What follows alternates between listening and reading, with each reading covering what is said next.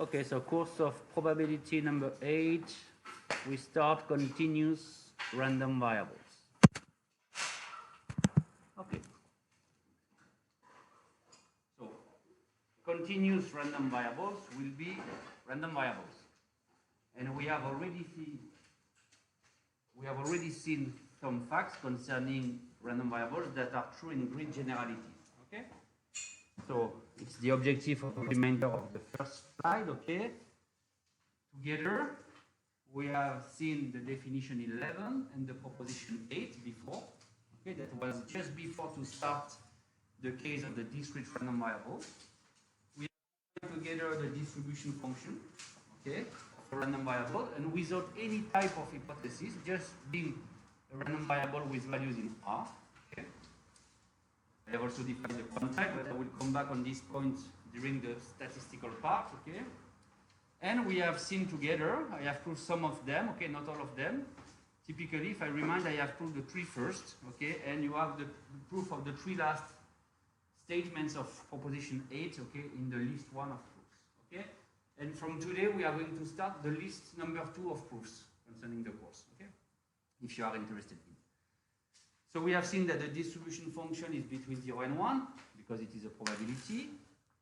We have a distribution function that is increasing, because the probability is increasing. If A is included in B, P of A is less than P of B, okay? It is possible to recover the probability that X is strictly greater than A and less than B from the distribution function, something that I have proved. And I have other properties, limit in minus infinity 0, limit in plus infinity 1, right continuous, and the fact that if I ask you the distribution of someone, okay, well, the distribution function characterizes perfectly the distribution, okay? So if you have 2 random variables having the same distribution function, they will have the same distribution. If I am in the discrete case, if they have the same distribution, they will have the same probability mass function. Okay? So it is what we have already seen together. During the previous session, we have spent time on the discrete case.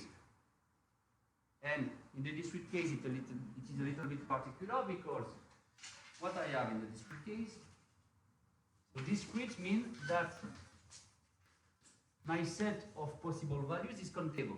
Okay? So x of omega is countable. And I have decided, okay, to represent this one, okay, so the range, by the set of the possible values this way where capital I is countable. Okay? And I have supposed that I have ordered these possible values, okay? That is xi minus 1 is strictly less than xi and so on. So I am in this situation here. I have xi minus 1 and xi, and if I am discrete, I don't take any value between xi minus 1 and xi, okay? It's the advantage to be discrete. So if I come back to the previous proposition, okay, the probability that x is less or equal than xi is pretty greater than xi minus 1, just applying the formula number 3 in the proposition 8, I obtain the probability that x is less than xi minus the probability that x is less than xi minus 1. Okay? And in fact, so here I have the difference between, okay, the distribution function at the 2 points. And what is this one in the discrete case? So keep in mind that we are in this situation, no values between. So what is the meaning of being less or equal to xi and strictly greater than xi minus 1 here? But it's exactly the probability that x is equal to xi because I don't take values, okay, strictly between the 2 points. So I see that from the distribution function in this particular case, that is the case of discrete random variable, something that won't be true in what we are going to see now, but in the discrete case, I recover easily the probability mass function from the distribution function. Okay? Something, I repeat, that will and that won't be true in what we are going to see today. Okay? So today we are going to spend time on continuous random variable, and we are going to see just now what is the definition of being continuous for a random variable. So be careful, huh? It's not continuity in the sense of analysis you classically do. Okay? A mapping that is continuous, okay, in the classical sense, means that if you have un that converges toward L, f of un converges toward f of L. It's not this notion here. It's continuity in the sense of random variables. Okay? So I have this in the discrete case, so probability mass function may be recovered from the distribution function. And now, definition 15, that is the definition of being continuous for a random variable. Okay, if I come back to the discrete case here, and let's do a picture. So if I do a picture of the distribution function, I can do a picture like this, because I know that my values are between 0 and 1, okay, and that my set of possible values for the set of definition is world R, okay? So what happened?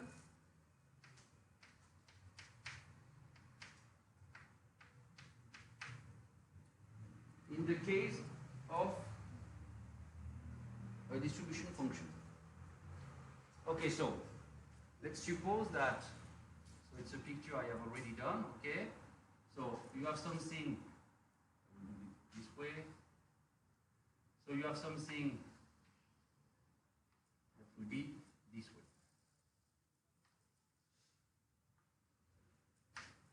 I have a jump at the set of the possible values. It's a little picture I have already done in order to show you how to plot a distribution function. So I have something this way for a distribution function, and I see that in the discrete case, in this case, since I don't take values strictly between xi minus 1 and xi, I have a jump at all the points that are the possible values of the discrete random variable.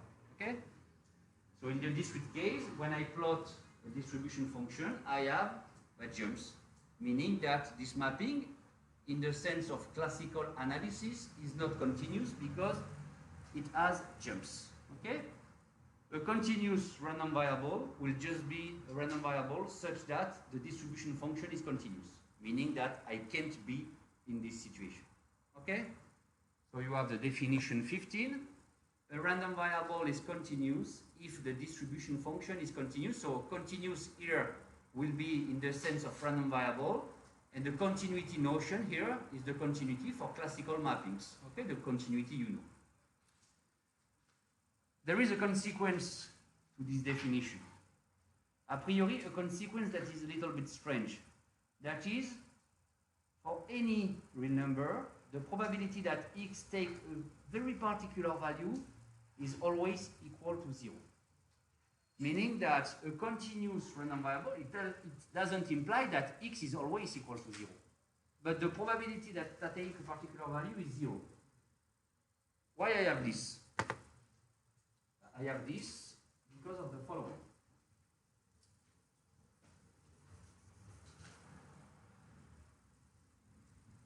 I am interested in, okay, the value small x. Okay? And I say that, in fact, I can write, the idea is, in fact, to use, of course, the definition, that is the continuity, and to use the statement 3 here, this one. The singleton x may be written in the following way. It's an intersection for n belonging to n star of the following intervals that are intervals of this form here. Here you have the interval AB open at A and close at B. Okay? And the idea is to express my singleton using this type of intervals. So I can write this way. So I want it to be inside this one. Why I have this?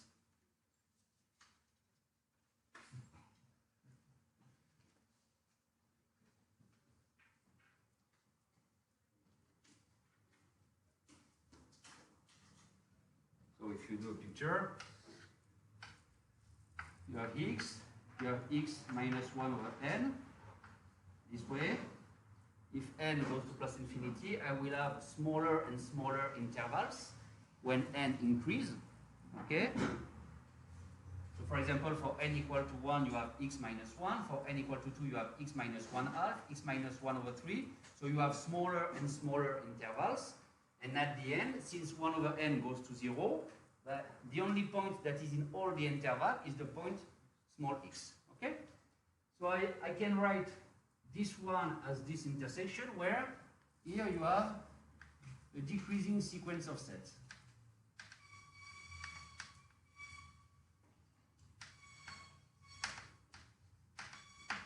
Decreasing sequence of sets, okay? Do you agree with what I have said here? But I have a result in the course, okay? A result of a proposition that I don't have used, and that tell me that in the case of probability, I have several situations where I am able to compute probability of the union of pairwise division set is equal to the sum of the probabilities. It's the first thing I am able to do. Second thing, if I have an increasing sequence of sets, the limit of the probabilities is the probability of the union, something we have seen together. Last statement, if I have a decreasing sequence of sets, the probability of the intersection is equal to the limit of the probabilities, okay? So if I apply this result, that is a result concerning from the first part of the course, the probability that x is equal to small x, using what I have written here, is just the limit when n goes to plus infinity of the probability that x belongs to this interval, that is exactly this one.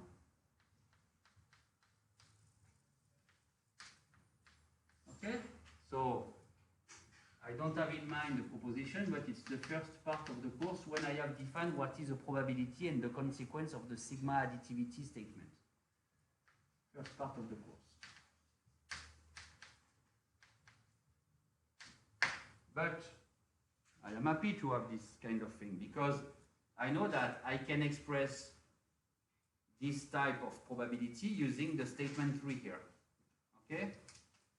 So it's the limit when n goes to plus infinity of what? Fx of small x minus fx of x minus 1 over n. And what happened for this difference? Keep in mind that you have a statement, you have a property, and we are in the case where we suppose that the distribution function is continuous. So, what is the limit of what I have inside here? X, and so the difference converges toward 0. Because fx is continuous. C0 means continuous. And so I have what I want. That is what I have in red in the slides here. Okay? So in the case of continuous random variable, the probability to take a particular value is always equal to 0. Okay? And we have some advantages in order to do this. Because typically, if I am in the discrete case, since the probability to take particular values may be strictly positive, I have to be careful when I consider these three different probabilities. In the discrete case, it is very important to know if x is inside the interval or not, or if a is inside the interval or not. But what is interesting is that in the continuous case, I don't mind, because the probability to take one value is always 0.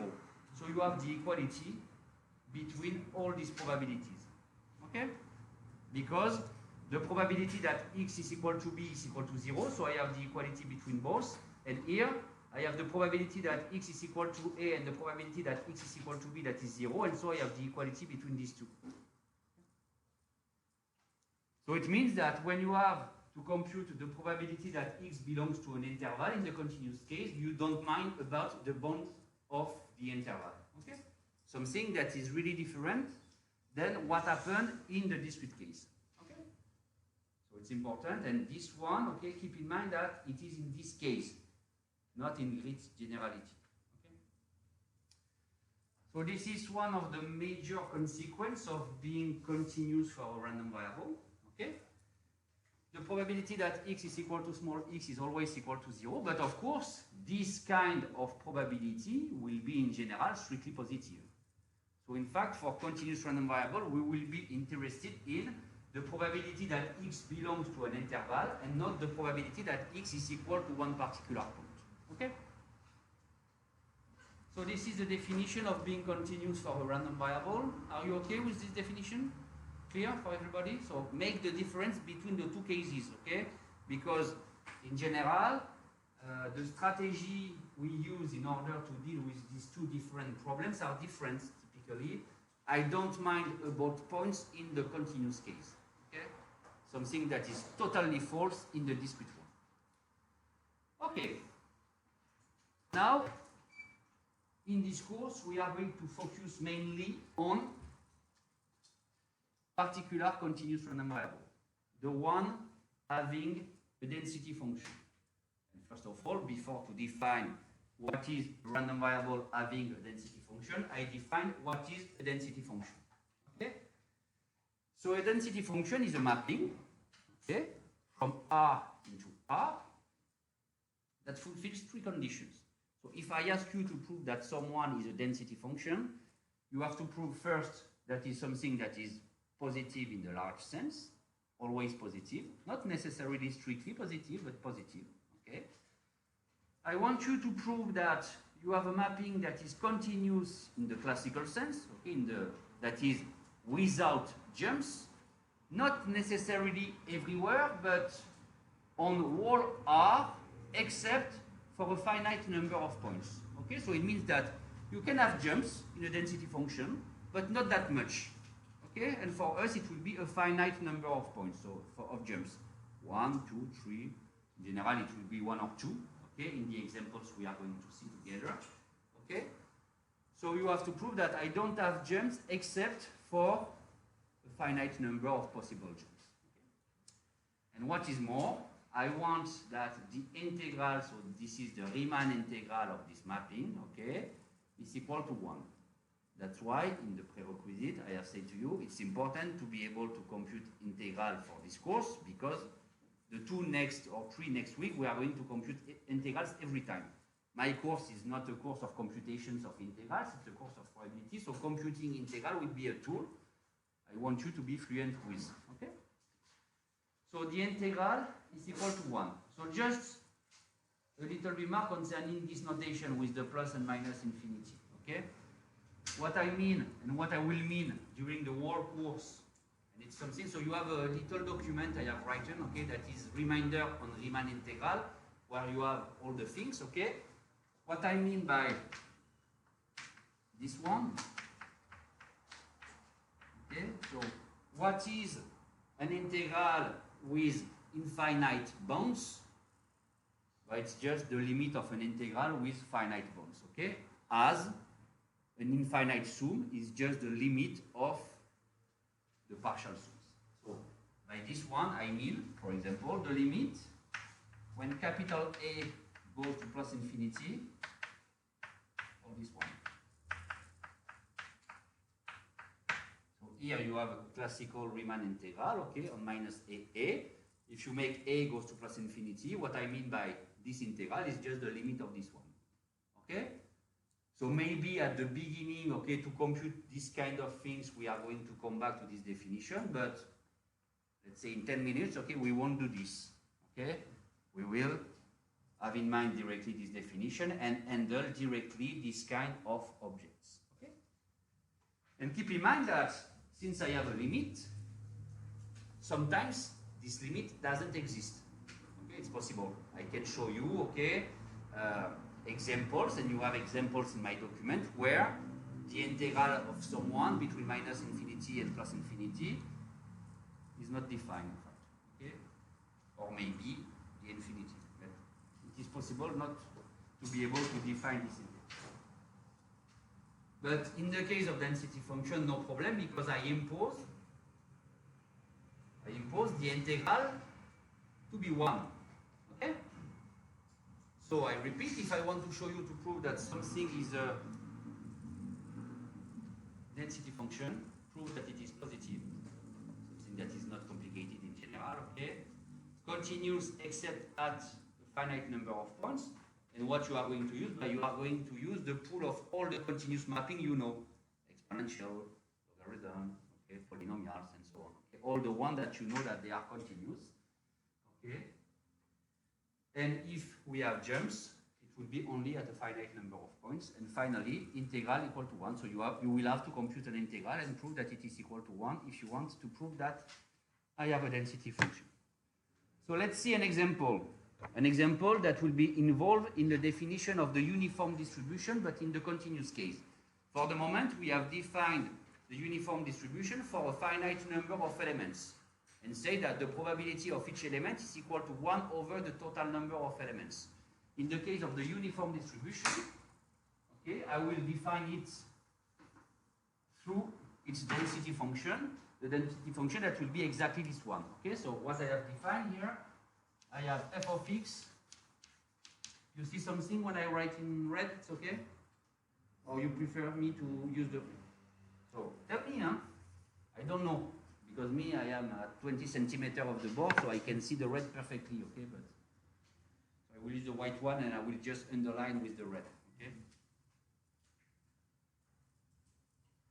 So I define f of x in the following way. Indicator function of the interval AB over B minus A. And if I want to make this one compatible with my definition, I impose B to be strictly greater than A. Okay? If I plot this density function, what I have? If I am outside the interval AB, so suppose that you have A and B here. If I am outside the interval AB, my value is 0 because I have an indicator function. 1 if I belong to, 0 otherwise. So if I don't belong to the interval, 0. So you have something like this. Okay? This way. No. I exclude A and B. Okay? So 0 if I am strictly less than A, 0 if I am strictly greater than B. And what happens if I am inside? What is my value? So between A and B, I obtain what? 1. 1 for the indicator function, but you divide by B minus A. Okay, so you have 1 over B minus A. Okay? B minus A, that is a strictly positive number. So you have here B minus A, and you have something with value B minus A. So I'll try to plot correctly. Okay? Something like this. Okay? Clear? Indicator function is 1 if I belong to the interval, and I divide by BO. Excuse me. Tell me if you have some remark. It's 1 over. Okay? Don't hesitate to tell me. Sometimes I do misprint. Okay? So I have 1 over B minus A. Not B minus A. Because the indicator function in the interval is equal to 1. So let's check that what I have defined here is a density function. So the fact that it is positive, nothing to say, it's because B is strictly greater than A, so I have something that is positive as I have plot here, okay, always positive, but in the large sense, it can be 0, but whatever, okay. Continuous except at a finite number of points, but it's exactly what I have here, because I have only 2 jumps, jumps at small a, jumps at small b, okay. And here I have a constant, a constant, a constant, so all mappings that are continuous, basically. Okay. So I am continuous except at small a and except at small b. And if I want to compute my integral, what is an integral in this basic situation here? What is the intuitive meaning you have below the integral? Integral corresponds to a concrete thing, in fact. What is this concrete thing? Area, okay? here my integral is simply, okay, the area of this rectangle. And so my integral between minus and plus infinity in this case is what? It's simply the integral between a and b of 1 over b minus a dx. That is exactly the area of this rectangle. And what is the area of this rectangle? 1. I have done the job for having it. So you have here a typical and very basic example, okay, of what may be a density function. And you will see in a few seconds that this is the way we define the uniform distribution on an interval, okay? So I prove, okay, that I am positive, continuous except at a, except at b, with an integral that is equal to 1, because here the integral is just represented by the area between the curve and the x-axis, okay? Because there's something that is positive. It's clear for everybody? So, I know what is the density. Since I know what is the density, I can define what is to be a random variable having a density function. Okay? So I know what is a density function, and now we are going to define what is a random variable that has a density function. But it's typically the definition 17 here.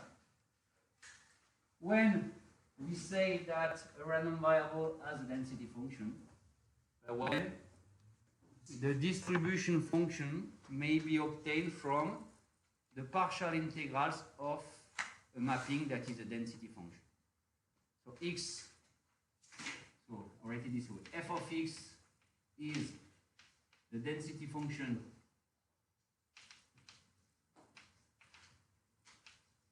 of capital X if, so you have something to prove, it's not true in general. Typically in the discrete case it won't be possible to have a density function. Okay? If what? If the distribution function of x, that is the probability that x is less than small x, in order to compute the probability that I am less than x, you have just to compute the integral between minus infinity and x of the density function. Now be careful when you use integral, okay? Typically integral having a parameter in the bounds. In general, that's why I have used small u here and not small x, because you have an x in the bounds. Try not to use the same name for the variable of integration and the other variable you deal with, okay? Don't put an x here and an x here. If you write, it's okay, because you have the variable of integration and what you have in the bounds, so a priori you can give the name you want to this one, u, z, t, what you want, okay? But in order to avoid mistakes, in general, we use different notation for the variable of integration and what I have in the bounds here, okay? So that's why I can use u or I can s this one, for example, whatever. The name of this variable doesn't matter in the computation of the integral. So this is the definition of having a density function for a random variable. And of course, fx is the density function of x if I have this, and f of x fulfills the previous definition, that is to be a density function this way. And this one. Okay? So in general, okay, if I ask you to prove that someone has a density function at the very beginning of this part of the course, okay, what you will do, you will consider its distribution function, and you will prove it, if it is possible to write it this way. Okay? But it is not the most convenient way to do, so that's why we have some alternative result that will help us to do this one, okay, in a better way, let's say. So are you okay with the definition? So the distribution function, okay, is this one. Okay? typically, just a remark, if I want to compute this in this situation,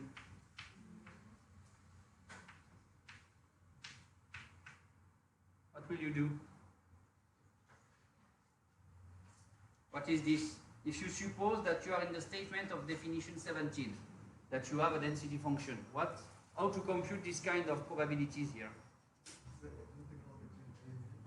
So, just to show you that this one, we know that from the statement here, 3, that it's the distribution function b minus the distribution function a.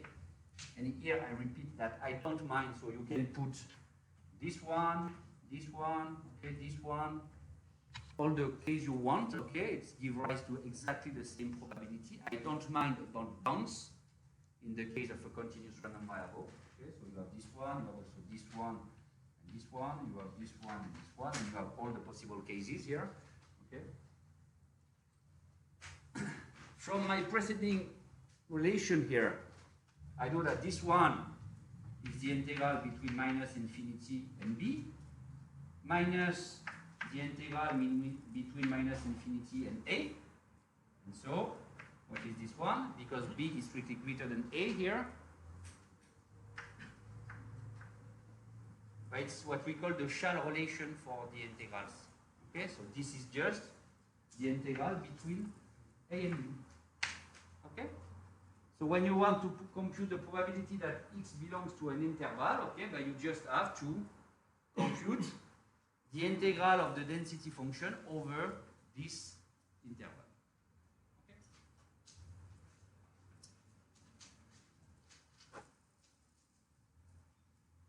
So I erase this example. I will come back on in a few minutes. Questions? So if you have questions, ask me. Questions? Sure? Okay for everybody? So I have this. Now a proposition that we are going to use several times in a few minutes. Okay, that is how to pass concretely from a distribution function to a density. Okay?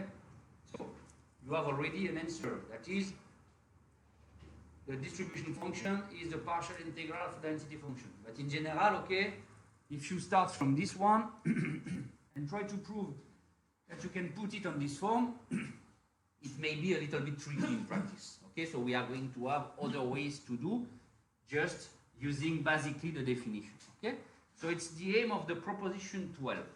Okay, that make the link, in fact, in most of the situations, between the density function and the derivative of the distribution function.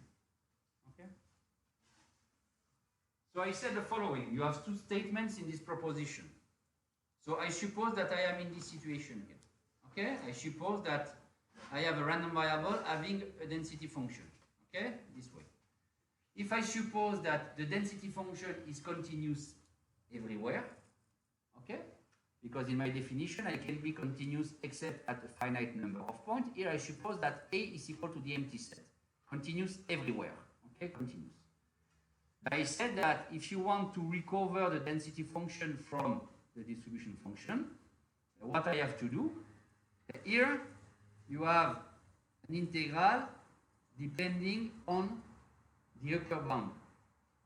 And it's a result, I hope you know, that when you compute the derivative of an integral depending on the upper bound, what do you obtain? What you have inside the integral. Okay? When I compute the derivative, so the result I use here is the fact that if you have something like this,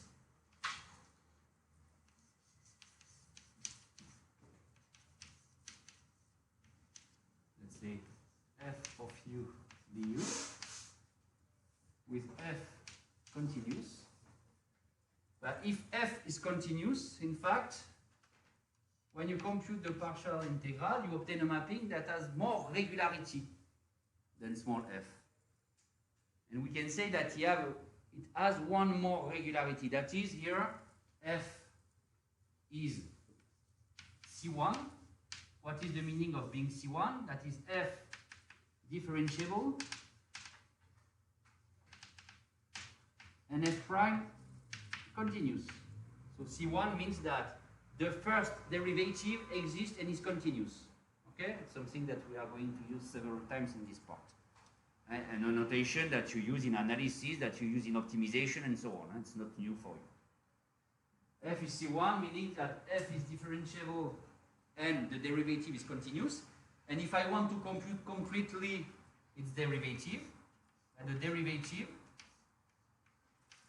is equal to what I have inside the integral. Okay? So it's what you can call as one of the fundamental theorem of analysis. Okay?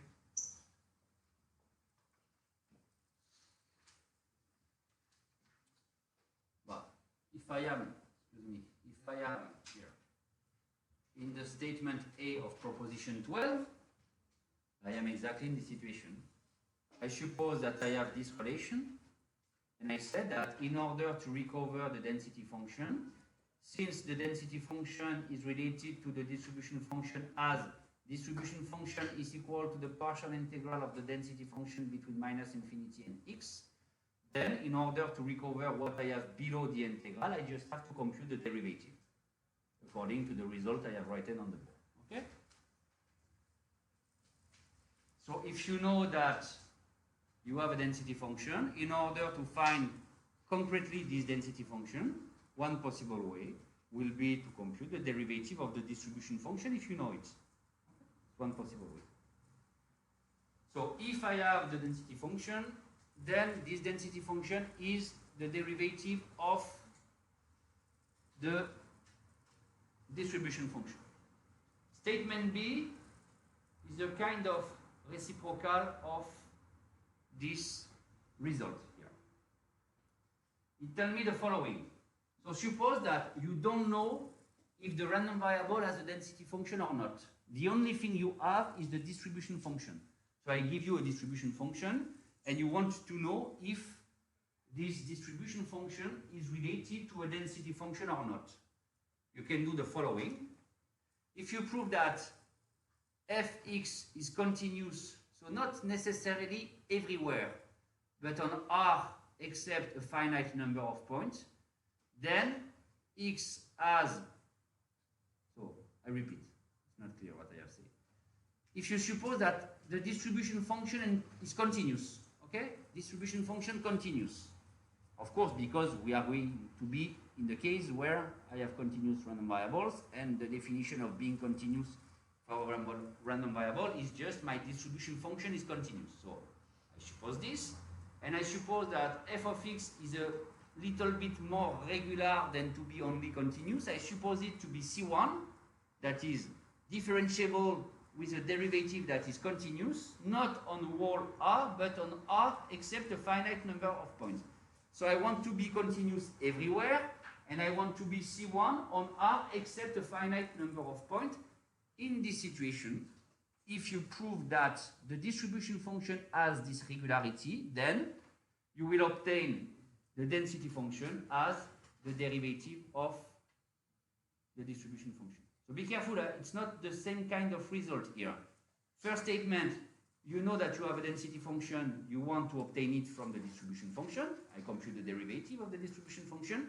Second statement, you have a random variable, you don't know if it has a density, but you remark that the distribution function is regular, let's say, and so you can obtain the density from the derivative of the distribution function. So at the end, of course, the derivative is always, the density function is always the derivative of the distribution function here, but in one case, I suppose to have a density, in the second one, I prove that I have a density. Okay? And I have explicitly the density. So for the density, it's the derivative, but the density, the derivative is not defined everywhere because I am only differentiable on R except a finite number of points. Whatever, the density will be this one on R minus A and 0 otherwise. So where you are able to compute the derivative, the density will take these values. For the other cases, okay, you put 0. Okay? And we are going to see several examples of this situation, okay, in the few minutes. So I have this integral relation between distribution function and density, okay. If I have this relation, and if the density is continuous, to obtain it, I can compute the derivative. And if I give you a distribution function, if you prove that it is sufficiently regular, you will be able to obtain the density just computing derivatives. So in this proposition, in fact, the idea is just to compute derivative of distribution function in order to obtain density. Okay? And this result, I repeat, comes from this one. And this one just comes from the fact that you have a relation between the derivative and the integral that may be the derivative of the integral depending on the upper bound is equal to what I have below the integral, but you have also that the integral of the derivative is equal to the mapping itself. That is, the primitive of a derivative is the mapping itself. Okay? So a priori, nothing complicated from a theoretical point of view. Okay? So don't worry, we are going to exercise concerning this proposition in a few minutes. Okay? But for the moment, I want you to see classical situation. In the discrete case, for me, classical situations are uniform, binomial, Bernoulli, Poisson geometric. In the case of continuous case, okay, at the beginning, at the very least, it will be uniform, exponential, and Gaussian, okay, distribution, that we are going to see the definition now. And you will see that we are going also to spend time on what we call the gamma distribution, okay, in at least 5 of exercises, okay. And it will also be considered as an important distribution for the course. Okay. So I have this one, but I have already done the job for this one, okay. I said what? If I have B strictly greater than A random variable is said to be a uniform random variable on the interval AB. Okay, and I use this notation. X follows a uniform on the interval AB. If I have this one, so just be careful because there is a misprint here. So have a look on the slide, everybody. Have a look on the slide. So here, so it changed nothing. But if I want to be in coherence with what I have said before, here it's strictly greater or equal to A, and here strictly greater or equal to X. Okay? You put a large inequality here, not a strict. It changed absolutely nothing, okay, in the definition of the density because you don't mind about points, as I have said to you. Okay, but if I want to cope with what I have said to you here A and B are inside the interval. Okay, so if I want to have the same definition, so change this one in the slide number 6. In the definition of f capital X, you have I am equal to 1 over b minus a if x is greater or equal to a and less or equal to b. Okay? From a technical point of view, it changed nothing. It's just to cope with the preceding example I have given to you.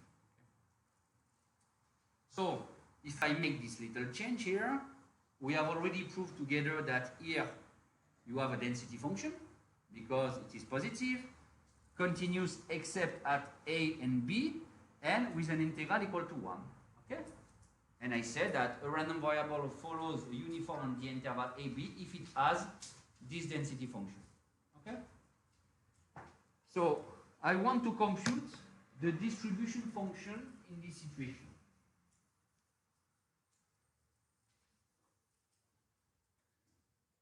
So that is, I am interested in this quantity for this particular situation. Okay? So if I come back to my definition here, the distribution function is just the integral of the density function. And here, the density function is given by the first formula in blue here. My idea is, are you able to give me what is the general formula for this distribution function? First, I can remark that if I compute this integral between minus infinity and x, what happens, okay, if x is strictly less than A. 0, because what I have inside is always 0. Okay, so I have several situations.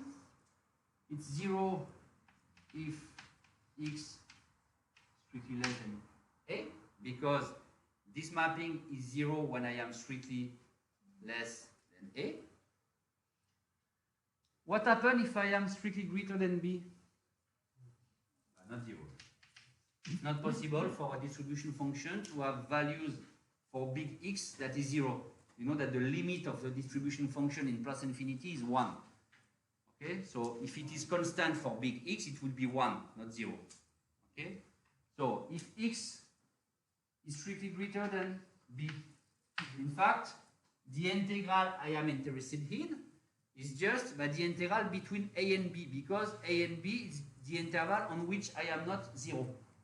So here it's just the integral between A and B of 1 over B minus E du, that is equal to 1. So I start to be always equal to 0. I finish to be always equal to 1. I repeat, if you find 0 here, it's meaningless. A distribution function can't have a limit equal to 0 in plus infinity. It's 1, its limit. Okay? So if it is constant at the end, it will be 1. If it is constant at the beginning, the constant will be 0 for sure. Okay? It's not possible to have other cases. And now I am in the situation where x is between A and B. Okay? And what is the integral between minus infinity and x in this situation? But it's just the integral between A and small x of fx of u du. And I will continue the computation here. Okay, if x is between A and B, when I compute the integral between minus infinity and x, in fact, the only points where my density function is not 0 is between A and small x, because x is between A and B.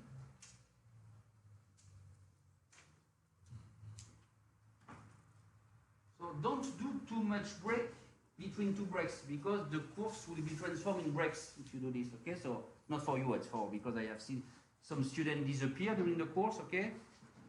So if you have an emergency, for sure you can go out, okay? But I do breaks, so let's say that don't do breaks between breaks, okay?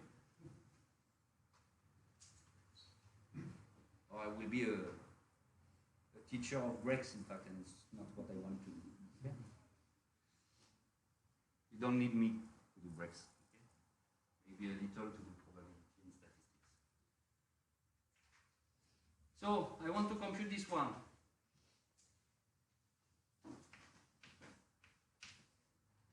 So what is the value of f if I am between A and x? But it is 1 over b minus a, simply. And so what is this integral? It's the integral of a constant mapping over this interval.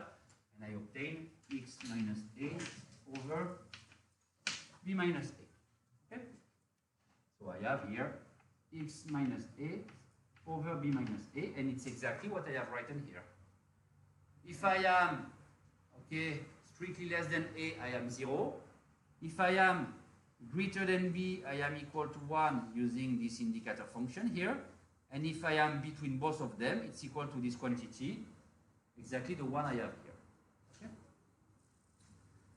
So I see that I have a priori 3 parts for the definition, but of course, be careful, because you know that you have a density function, so the distribution function has to be continuous. Meaning that even if I have the 3 parts, okay, I don't want jumps. And in fact, I don't have jumps, because if you take this expression, for x equal to a, that is the lower boundary of the interval, okay, what is the value for x equal to a of this one? 0, of course, no jumps. And for x equal to b, 1, of course, because I don't want jumps. So if I try to plot this distribution function, okay, here, 1 is 1, okay, and I suppose that I have AB this way.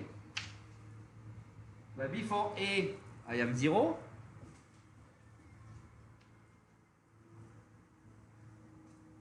After B, I am 1. And between, it is the equation of what? This one. Of a line.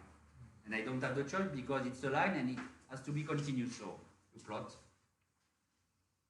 this one. Okay? You have here the distribution function of a uniform on the interval AB. Okay? 0, 1, so 0 before A, 1 after B, and between a line.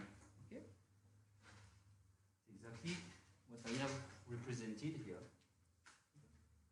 And exactly what I write in this formula, in this compact formula using indicator function here. 0 here, 1 after, and between a line. Okay? So just a little remark concerning a particular case that we are going to use a lot. Yeah. Suppose that you have A equal to 0 and B equal to 1. That is the uniform on the interval 0, 1. Okay, if I plot its distribution function this way. So before 0 I am 0. After 1 I am equal to 1. In between, I am a line. But what is this line in this situation? What is the equation of this line? But the equation of this line is this one with A equal to 0 and B equal to 1. So you have the identity mapping here. Okay, so 0, identity, 1. 0 before 0, identity between 0 and 1 after. This is a particular case that we are going to use several times in this section. Okay? So this is for the uniform. And more or less, okay, if you know the definition, you are able to do everything with this kind of distribution. Okay? But it's important to have this in mind, okay, at the very least for, okay, a rough intuition of what is the distribution function in this case. Constant, line, constant. Okay. Do you have some question on this? It's okay? So if you are okay, let's go to the next distribution. So the next one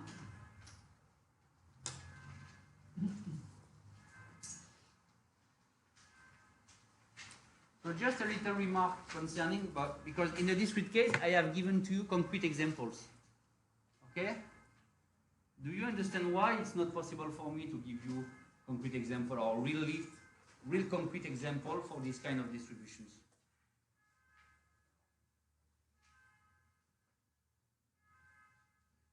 In the discrete case, it wasn't that difficult, okay? You flip coin, you roll a dice, so if I modify a little this kind of experiment, you obtain at the end, okay, something that may be related to almost all except the Poisson, but I have shown you that the Poisson is in fact an approximation of the binomial for particular values of the parameter, p small and large, okay? So for this one,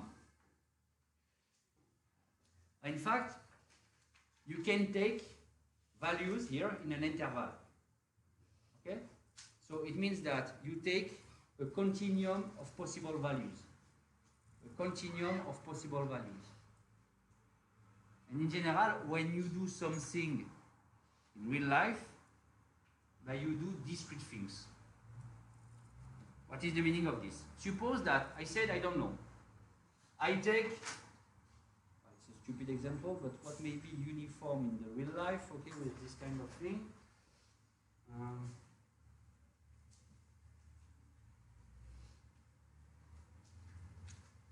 Uniform, it's not that easy to find an example, but I come back to what I have in mind before.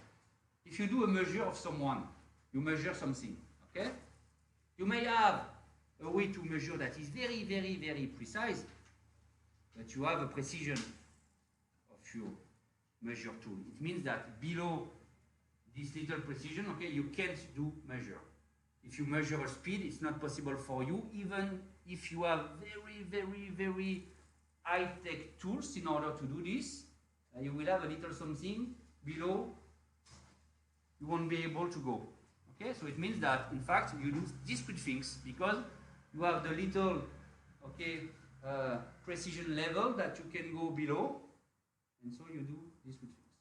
And in fact, all the distribution we are going to see, the continuous one, will be in fact, it's models of reality. It's not reality as flipping a coin, okay, but it will be models of reality. And why we use this kind of models? We use this kind of model because they will be technically better to handle than what we do in discrete time.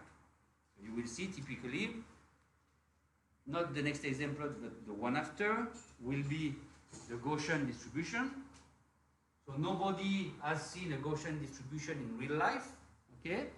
But we have seen that it is a model that appears to be a very good approximation in a lot of situations, with the advantage that this density function has a lot of nice properties.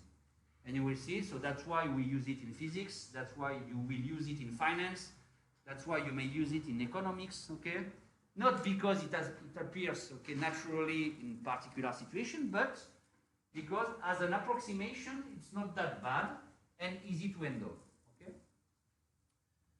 So I won't give you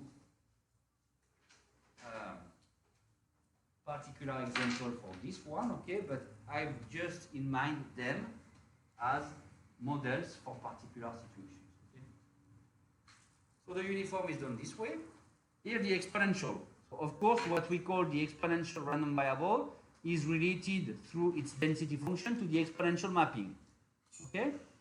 We will see together that if I can give you an intuition about this one, it is a kind of analogous of the geometric distribution in the continuous case.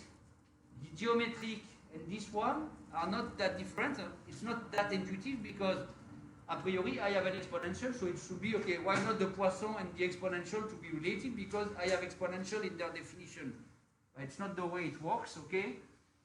Exponential, okay, has some interesting properties that are also fulfilled by the geometric one. And I will do an exercise on this, okay, in the list 5 of exercises. So this is this definition. So let's see what happens. So maybe I can try to plot. So I erase the board, okay? So I can try to plot this density. So of course lambda has to be strictly positive here because I want a density function, so I need something that is positive. If you take a negative lambda, you won't have something that is positive. So I take a lambda that is strictly positive.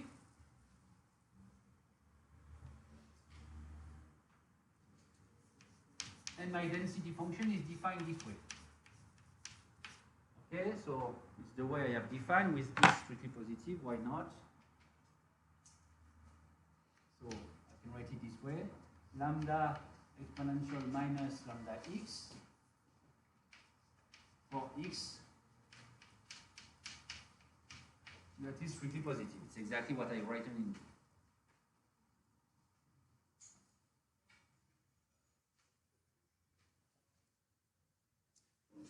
Okay. So if I check that it is a density function, what is a density function? Something that is positive. Yes, it is positive. Continuous except at a finite number of points. Also yes. If I want to plot it, okay, approximatively, what happened before 0? 0, when I am strictly negative. Then, what is the value at x equal to 0? Lambda. That is strictly positive. So, and then I am lambda exponential minus lambda x, something that goes this way. It's a negative exponential, okay? So you see that you have something that is continuous, except at x equal to 0. Okay, so continuous except at one point, whatever, okay? I don't want discontinuities in too much points, okay? Here I have it only at one point. The last step is to compute the integral.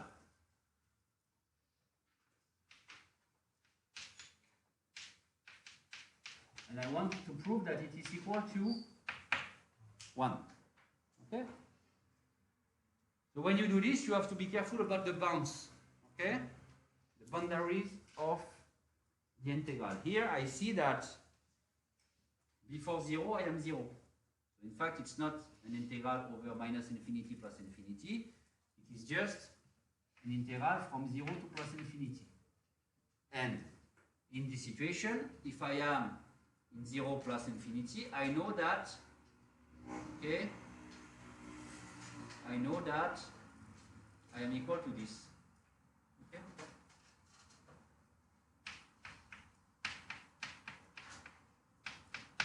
So I have to compute this kind of integral. So a priori, something that you are supposed to be able to do. Why? Because I have a primitive to exponential minus x, the minus lambda x. The primitive of exponential minus lambda x is exponential minus lambda x over minus lambda. Okay? So here, in this particular situation, the computation of an integral is just related to finding a primitive to the function you are interested in. Okay? So I do it in 2 steps. Limit. So it's an infinite integral, so it will be more or less the last time I will use this, okay, but to show you one time.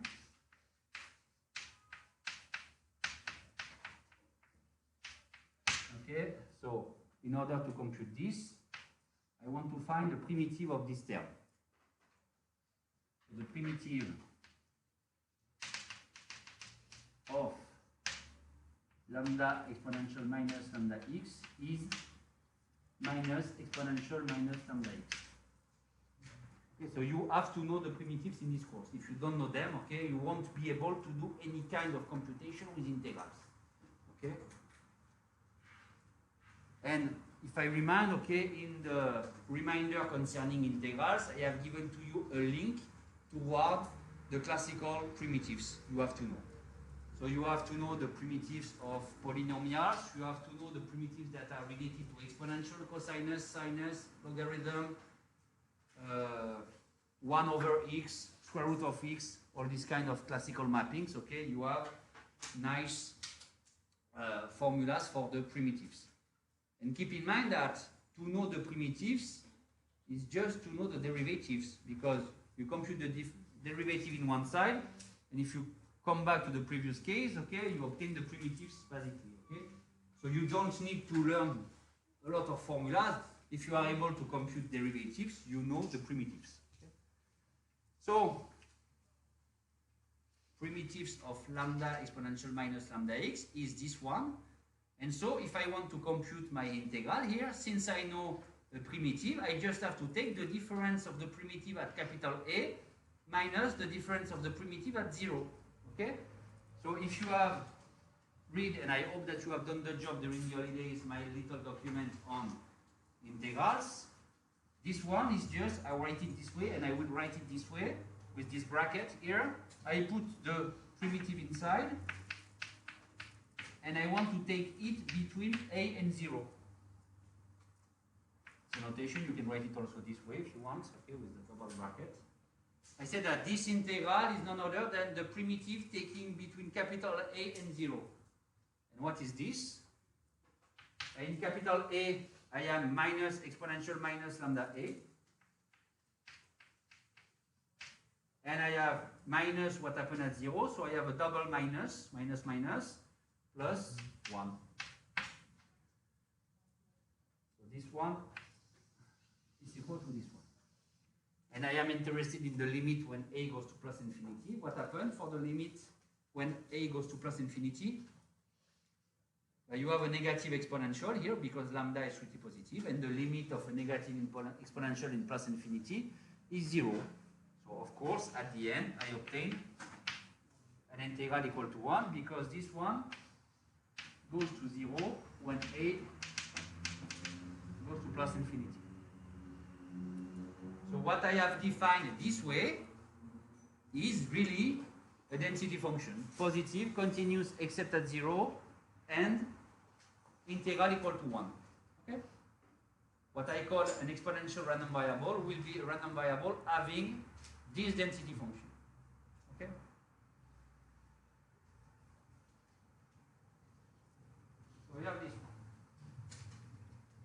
now we are going to have a look on what is the related distribution function here. What is the related distribution function?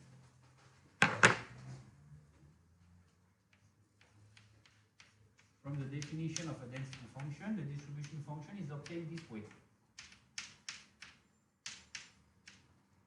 Once again, we are going to consider cases because, okay, I have different values depending on the cases here. So typically, if x is less than 0, what is the value of this integral? 0? 0?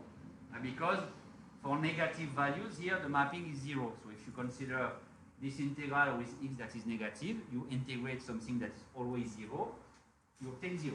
And once again, I remark that for very small values, my distribution function is 0, coherent with the fact that the limit in minus infinity is 0. And then, if x is positive or strictly positive, in fact, I have to compute the integral between 0 and x of what? But if x is positive, it is this expression that works.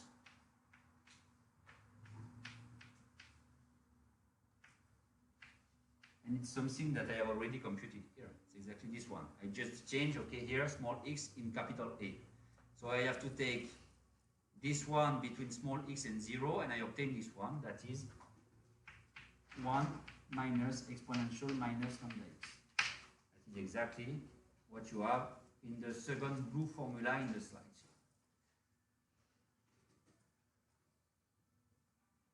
This one. Okay, so you have here the distribution function of an exponential, and of course you obtain all the typical behavior of distribution function. Limit in minus infinity 0. If I do the limit in plus infinity of this term, I obtain 1 here. It was my argument here. I have something that is strictly increasing, or increasing, let's say, because I have a negative exponential that is decreasing, but with a minus before. Okay? So if I plot it, if I plot the distribution function here, I can plot it easily.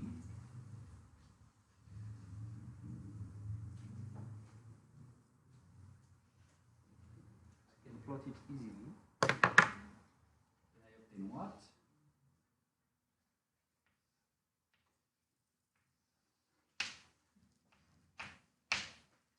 Before 0, 0. Okay. When x is equal to 0, of course, I am continuous. So I am here. And I have this kind of thing here. Okay? So it is something like this. Okay, you have a limit that is 1 in plus infinity, and you have something that looks like this way. You have minus a negative exponential. Okay? Something that looks like this way. So it's not like this, okay? Because I don't want to enter into details, but I know the exponential, okay? Negative exponential, okay? That way, so the negative one would be this one. Okay. So I have my distribution function for the exponential. Okay.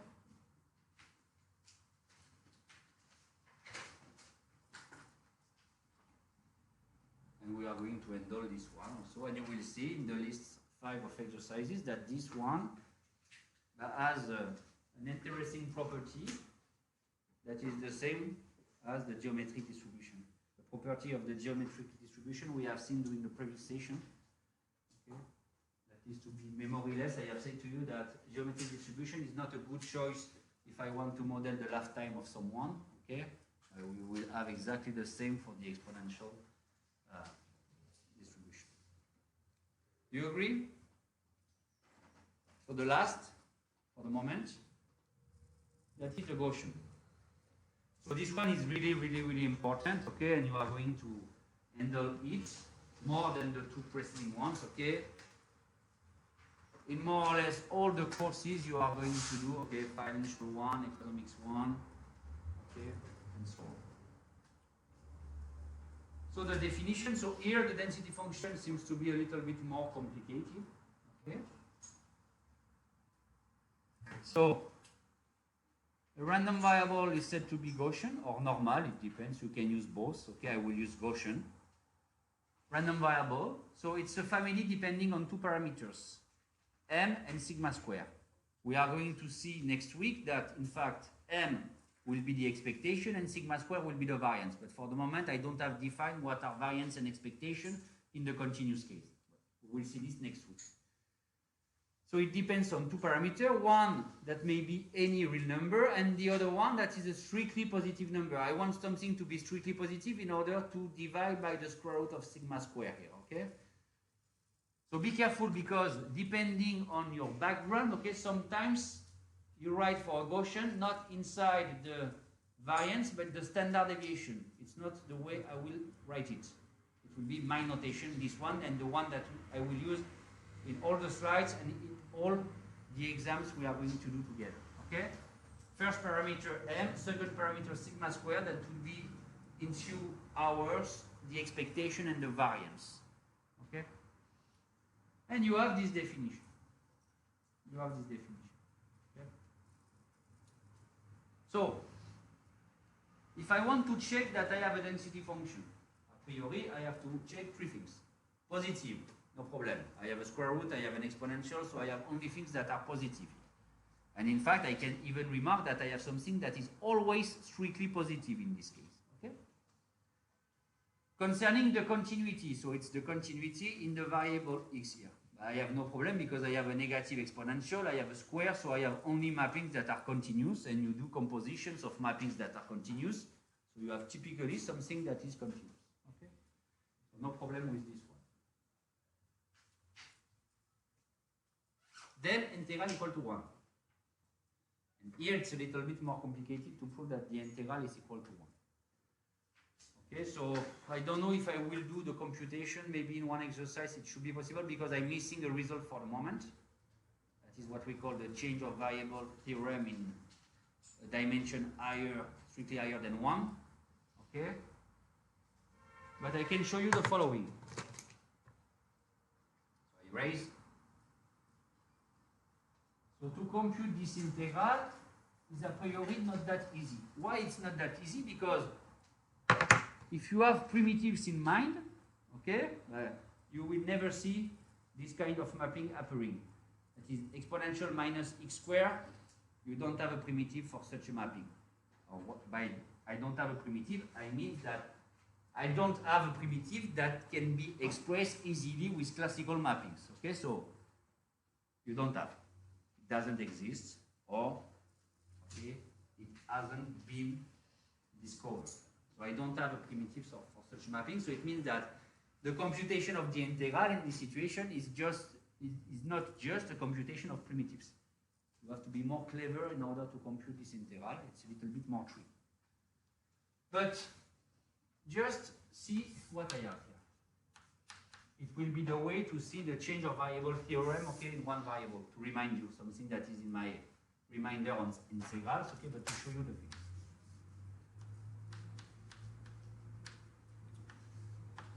So you need to know this density function, okay, really, something that will be really important in this course. In the probabilistic part and also in the statistical one, okay? So my objective should be to find that this one is 1, okay?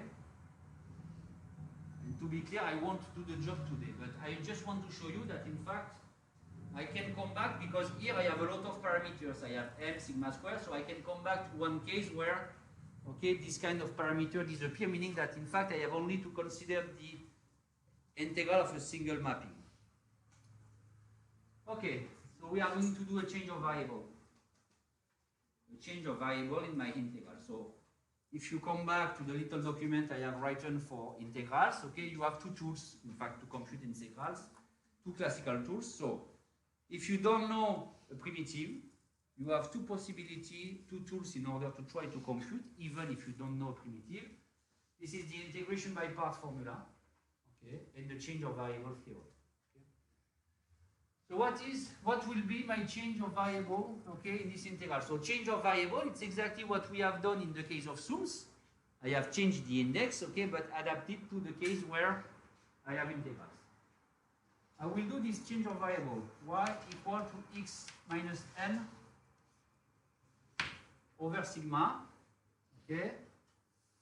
And the idea is that I will consider here sigma that is strictly positive because, okay, it's important to know the sign of sigma because if x goes to plus infinity, if sigma is negative, y will go to minus infinity. So I do the case sigma that is strictly positive. We will do the job at home if you want to exercise for sigma that is strictly negative. I know that sigma is not 0, for sure. So if I apply my change of variable theorem, okay, in this way, so I have a mapping that is strictly increasing, so it is a change of variable. It is, in fact, differentiable without problem. So intuitively, you can say that the dy that will, so I have my dx here, the dy that will appear will just be dx over sigma, that is the derivative of this one in x times dx. Okay? So here it's just 1 over sigma is the derivative of y with respect to x. And then I replace inside. So the limit of x is minus infinity for the lower bound. Since sigma is strictly positive, the same will hold for y. X goes to plus infinity, y also. So plus infinity for y. This one doesn't change for the moment. 1 over the square root of 2 pi sigma square. And here I have some change because you see that you have, if I make enter sigma into the square, you have x minus m over sigma. So I can write it as exponential minus y squared over 2. That's why I do this change of parameter in order to make this appear the x minus m squared over sigma squared in order to replace it by a new variable that is y. And I obtain this one. And finally, I have my dx, and my dx that is equal to what? Sigma dy. And in fact, sigma being strictly positive, I have once again a simplification here. That is the square root of sigma square is equal to what?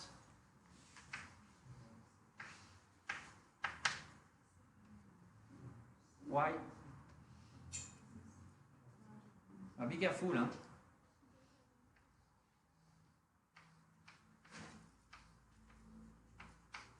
If I have this one, what is the square root of minus 2 squared? Yeah, it's 2. It's not minus 2, because the square root is always positive. So a general formula of this one is absolute value.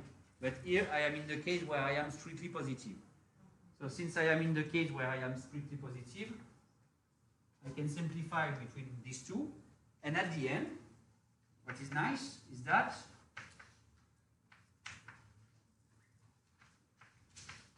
I have only to deal with, in fact, a single integral that doesn't depend on the parameter nm sigma. So these integrals and this one are equal. It means that if I want to do the job that is to prove that the integral is 1 for all of them in blue here, I just have to do the job for this one. Okay? I can go a little bit further here. What can you say about the clarity of this mapping here? If I want to plot this one, I have a kind of symmetry in the curve here. Which one? So the axis, okay, x equal to 0 is an axis of symmetry, meaning that the mapping is what we call even, okay? Even mapping. So you have something, if I plot, you have something that looks like, okay, that way. Okay? It's what we call the bell curve, okay? It looks like a bell. And I have a symmetry. with respect to the axis x equal to 0. So if I want to compute the integral over the whole r, in fact, it will be 2 times what happened on half of r. Okay? And this one is just 2 times the integral between 0 and plus infinity of 1 over the square root of 2 pi exponential minus y squared over 2.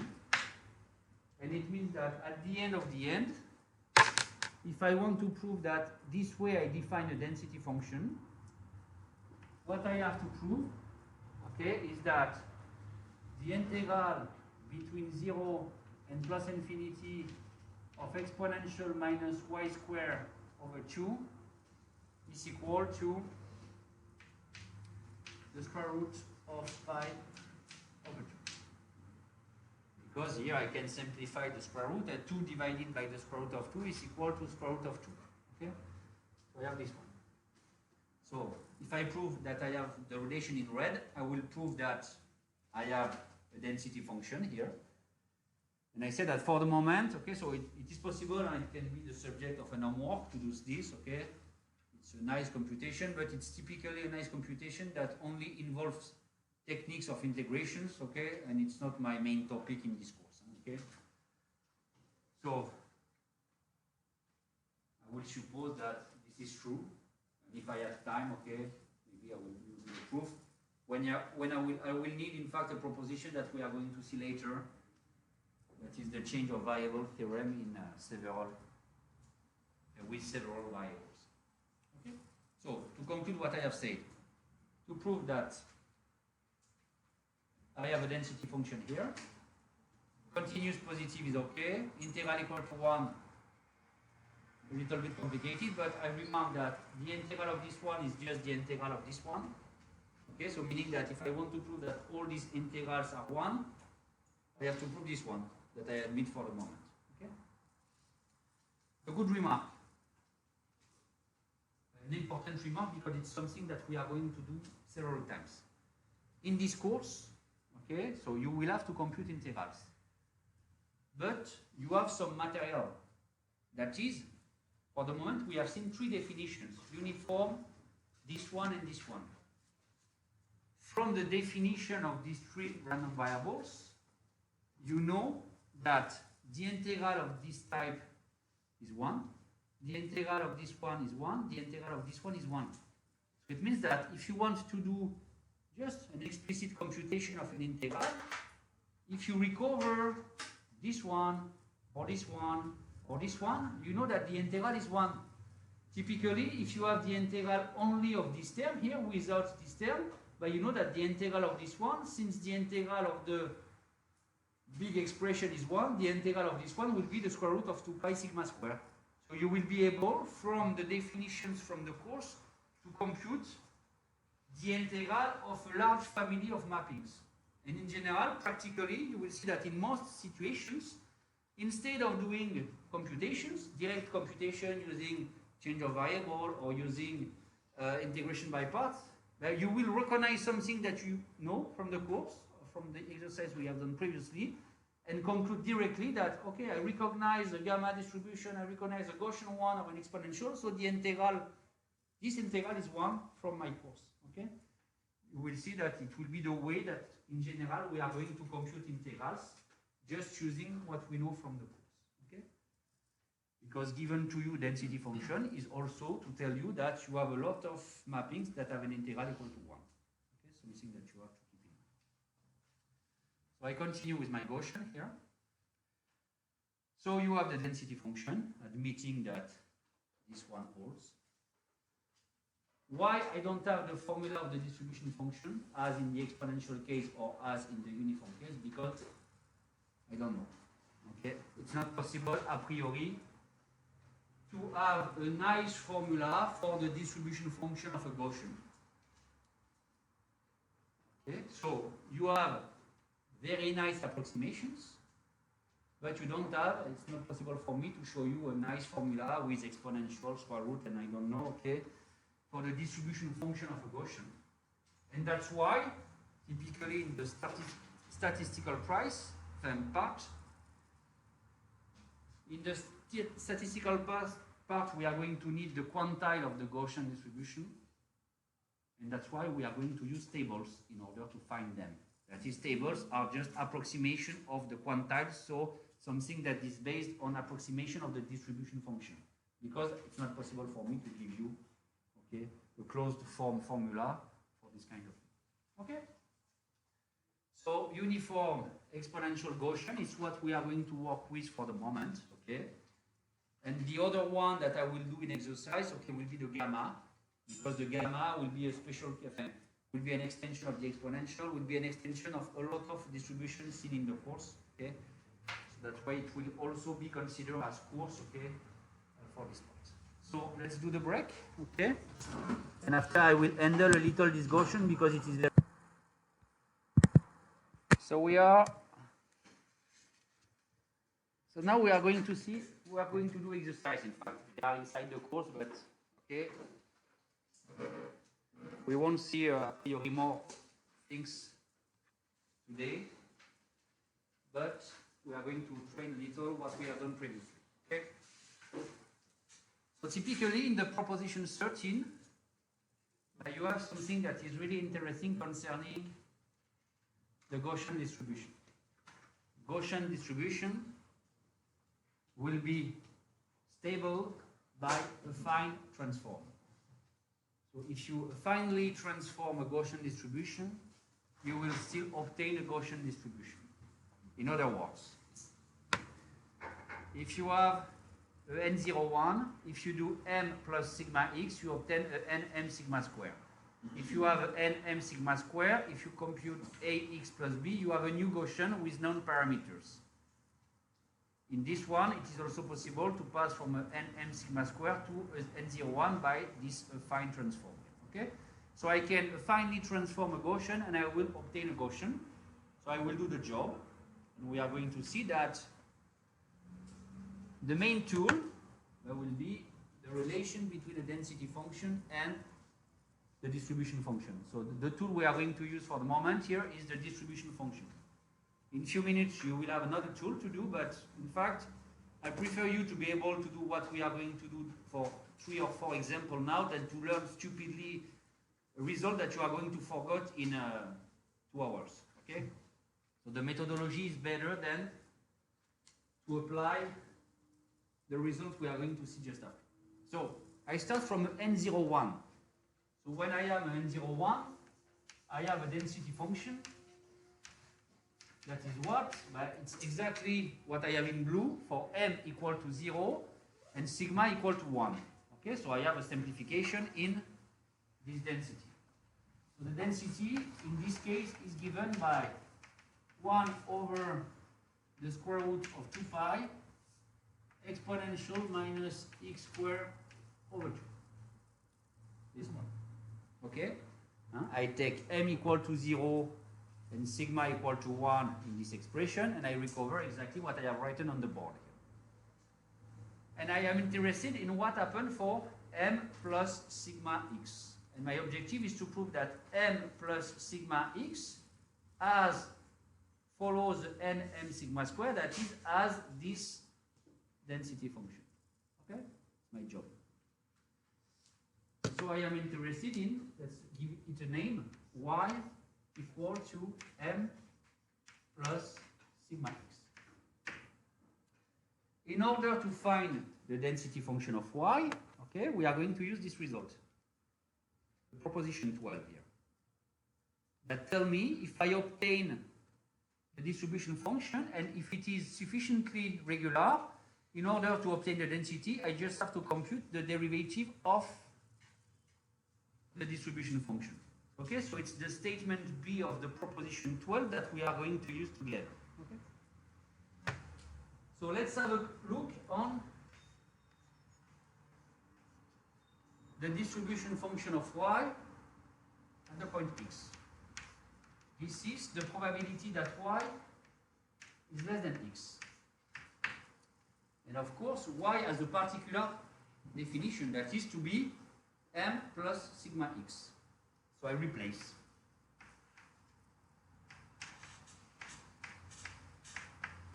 And the idea is in fact to express everything using what I know, that is, using the fact that I know the distribution of capital X.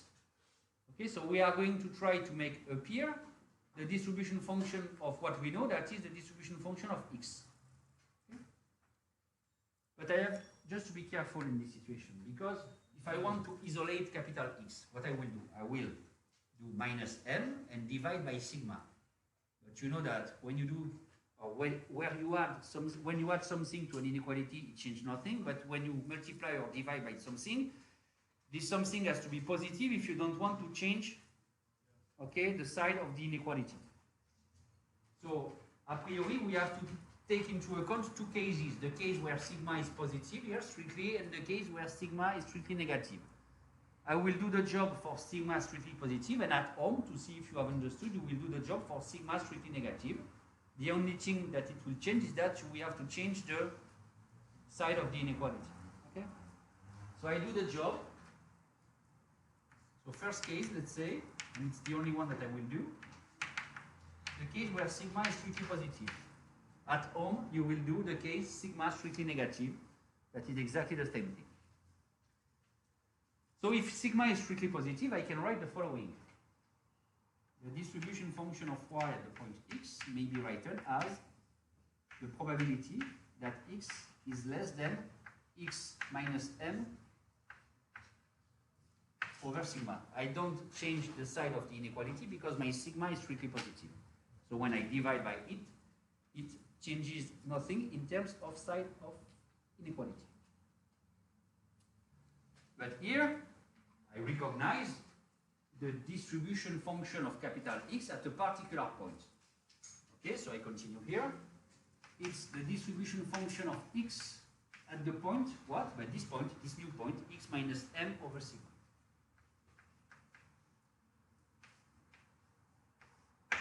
Okay? So I have this one. And what I know that f capital X is the distribution function related to n01. Okay? So I have said to you that unfortunately I don't have an explicit expression for this one, but it's not what I need here. Okay? The idea is to use the statement B of the slide here, of the proposition 12. That tells me the following. If the distribution function is continuous and regular, okay, then to obtain the density, I just have to compute the derivative. Here, I know that f of x is regular because it is the distribution function of or associated with the n01, the Gaussian distribution with parameters 0 and 1. And what I have inside here is another mapping, but that is also very regular because it is a line, in fact. Okay? It's a affine mapping. So when I do the composition of something that is regular with something that is regular, I have obtained something that is also regular in the sense that it is continuous everywhere, and here, in fact, C1 everywhere. Okay? I don't have point of discontinuity in the density. So, if I want to compute the density function of this one, I just have to compute the density function of this expression. Oh, excuse me. If I want to compute the density function of y, I have to compute the derivative of the distribution function of y, and so to compute the derivative of this expression here. It's only what I have to do. So, from the proposition 12, statement B, the density function of y is given by the derivative of the distribution function and the derivative of the distribution function that is equal to the derivative of this mapping here. And I have simply, so if you want I can put a parenthesis, and it's the derivative of a compound mapping. And you know the formula, f j prime is equal to f prime j times j prime. Classical formula for the derivative of a compound function. It's exactly what we are going to apply with small f, that is f of capital X, and small j, that is x minus m over sigma. So when I compute the derivative of capital F of x, what I obtain? the density. So when I compute this derivative, I have the density of x, because the derivative of this one is the density, at the point x minus m over sigma, that is my j here, and I multiply by the derivative of what I have inside, and the derivative of what I have inside here is that simple, that is just 1 over sigma. Okay? And in fact, now I have finished the job. The only thing I have to do is to plug what is the density of x, and I have this expression for the density of x. So we are going to plug inside. It is 1 over the square root of 2 pi, exponential minus what? But instead of x inside, I replace by x minus m over sigma. So it is x minus m over sigma square over 2, and I multiply by 1 over sigma. If I handle a little this expression, I can write it this way. If I make inter sigma into the square root, I have the possibility to do, because sigma is strictly positive, if I want to make it enter, I have to put a sigma square in the square root. Okay, so I have 1 over the square root of 2 pi sigma square, because the square root of sigma square is the absolute value, but the absolute value, that is in this case sigma, because I have supposed sigma to be strictly positive, and then, so I erase this formula, and then I have this expression here, and I will just extract the 1 over sigma from the square to obtain exponential minus x minus m square over 2 sigma square. And what do you see? I see that what I have obtained is this one, exactly. Okay? So since I have proved that the density function of y, the density function of y is equal to this expression here, I have proved that y follows nm sigma square. Okay, so I have proved the first statement, that is, if x follows the n01, m plus sigma x follows the nm sigma square. Okay?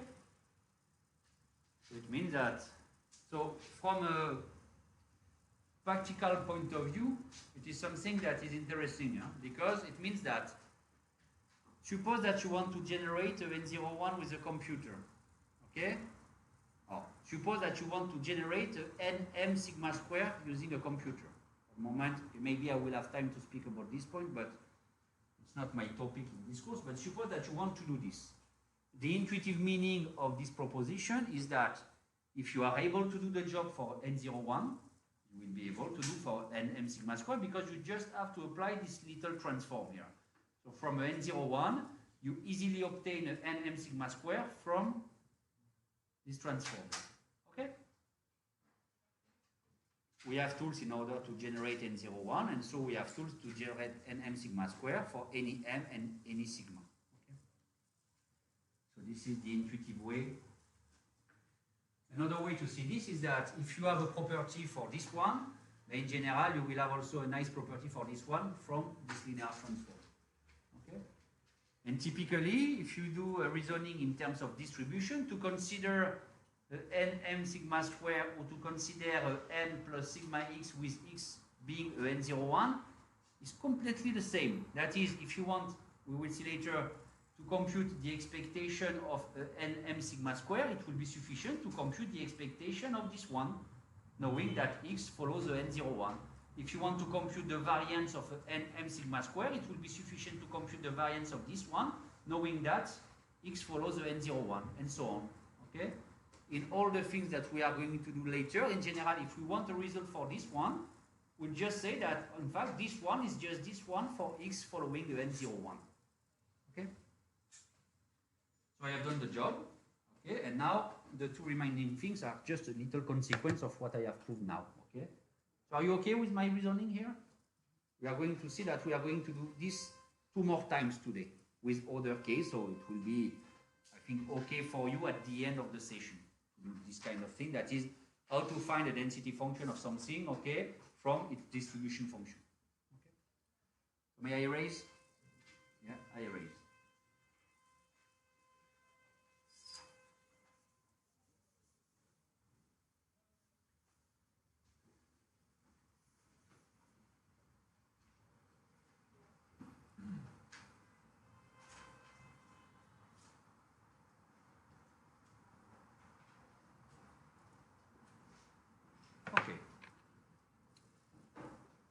Second statement. I suppose that x follows n sigma square. Okay? And I want to prove that if I transform it linearly, so it's a generalization of what I have obtained previously, but here I don't start from n01, I start from nm sigma square. I transform it linearly as I have transformed this one linearly, and I obtain a new formula for the parameters. Okay, so what I have proved for the n01 will also be true for a general Gaussian random variable. That is, I am stable under affine transform, and I can find explicitly the parameters of the affine transform. Okay, so I am interested in ax plus b. So it should be possible to do exactly what I have done previously, but the idea is not to do this. Okay, because I have proved the previous result. I have proved the previous result, saying that in fact my x that follows nm sigma square may be seen as something of this form, m plus sigma, let's say x tilde, where x tilde follows n01. It's the way we are going to do the job, because I know that both of them have the same distribution, and it's what I am interested in here. Okay?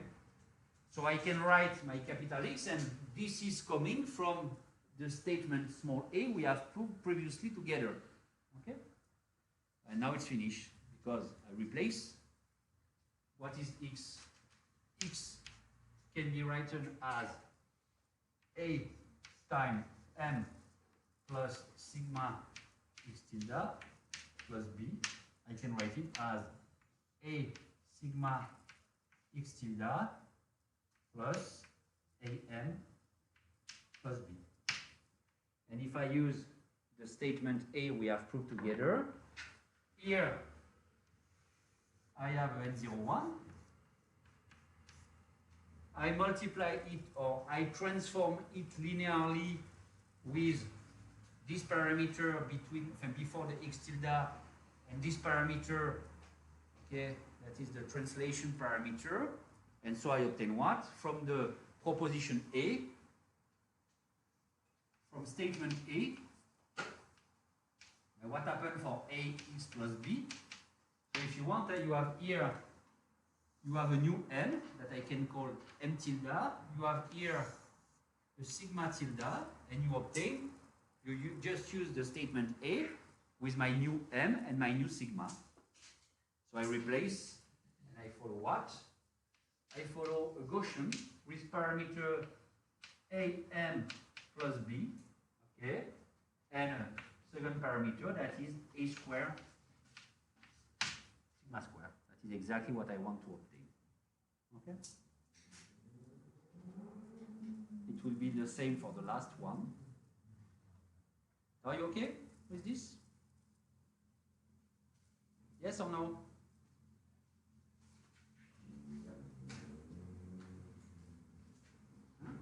I use the result of statement A with this new set of parameters. I don't do more.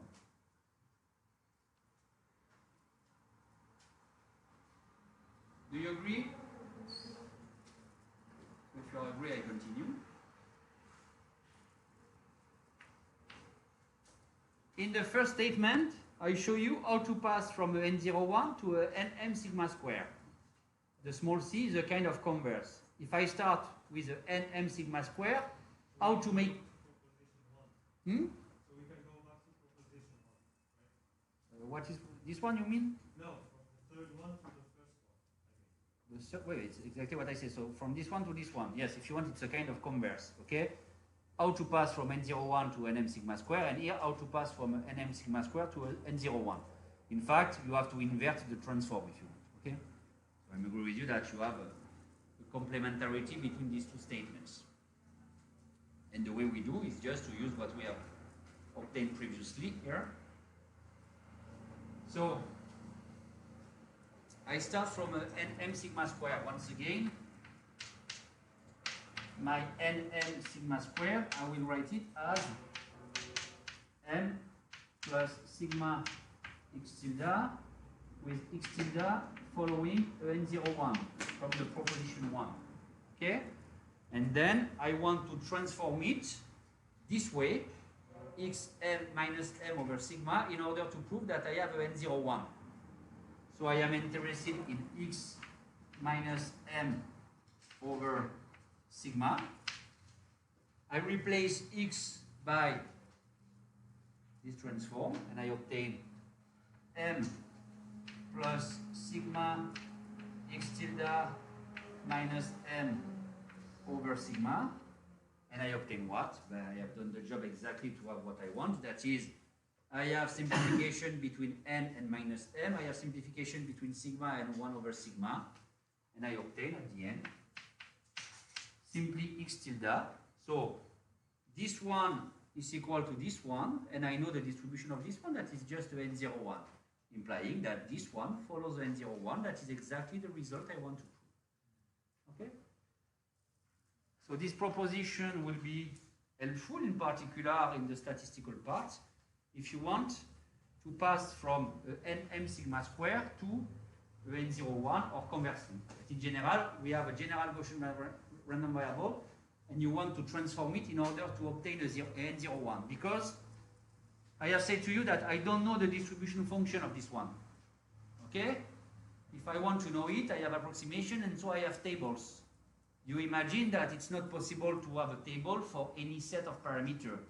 But the meaning of this one tells us that if you have done the job, that is, you have a table of approximation for the distribution function for n01, just applying this little transform, you will obtain exactly what you want for n m sigma squared. So it means that you need simply one table, the one of the n01, in order to have the table of all the Gaussian random variables.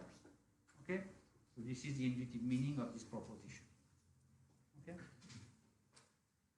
So I have this one. So it's result that you have to know, because you are going to use them, okay, strongly, not only in this course, but in finance, okay, in other topics, in statistics, and so on. Okay. Questions? If you don't have, I want you to try to do at the very least the first one here, by yourself. Okay? I start from n01, okay? And I want you to find, so PDF, and if you have a look on what I have written before, it's not something I have insisted on. So PDF, it's just for probability density function. It's not the format of my file, okay? It's just probability density function. Okay?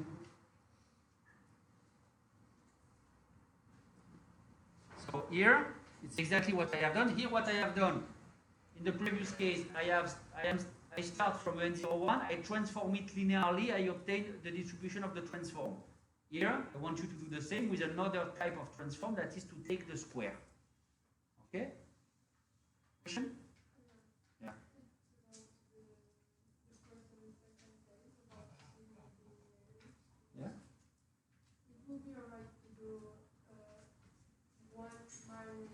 Yeah? Yeah, of course. You have to come back to the distribution function of x.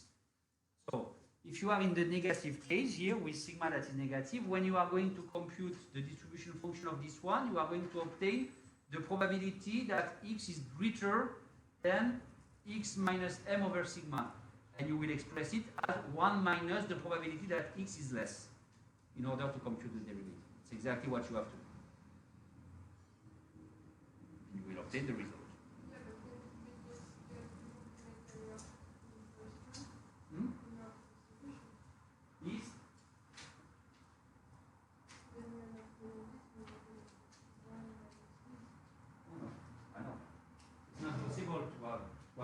You compute the derivative, so the constant disappears. Okay?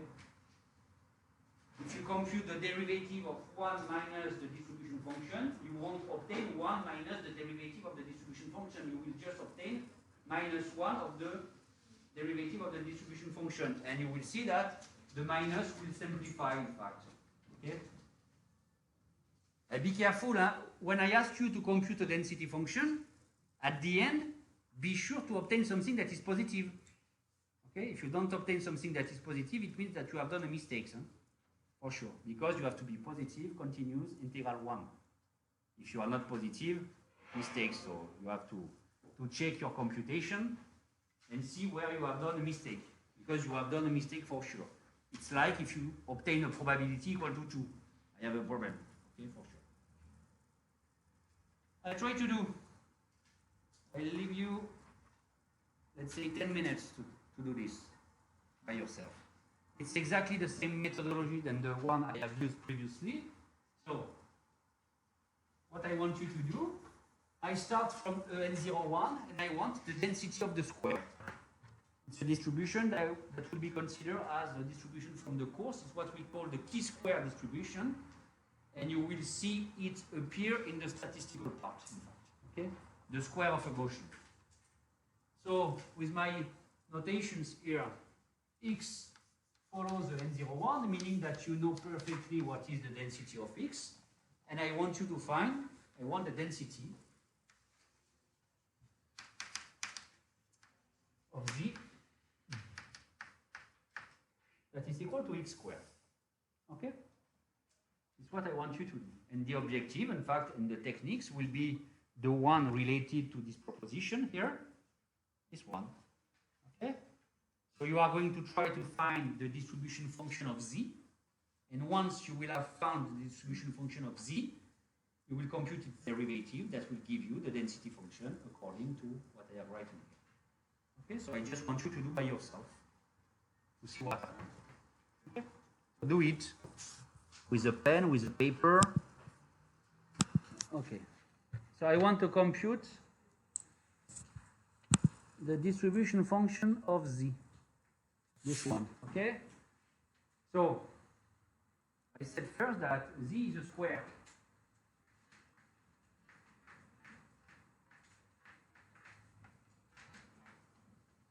So there is one case where it is very easy to compute. Which one? For what value of small x, this probability is very easy to compute. For 0, yes, but you have more than just for 0. Yeah. So if x is negative, this proba is 0, always. The probability that the square is negative, okay, so can be the probability that I am equal to 0, but since I am a Gaussian, the probability to take a particular value, 0. Okay, so I don't deal with this case, okay, because it's very easy to handle it at the very beginning of the process. It's like, okay, if I see my curve here, that is the curve of the square, if I ask you when I am strictly less than this level, but nowhere, because I am positive, okay? But now if I use something that is strictly positive, if I tell you when the square is less than this level, you see that you have this interval here with what I have here, that is the square root of x, and here minus the square root of x. Okay? So if x is strictly positive, yeah, the square less than x means exactly that x is greater than minus the square root of x and less than the square root of x. Okay?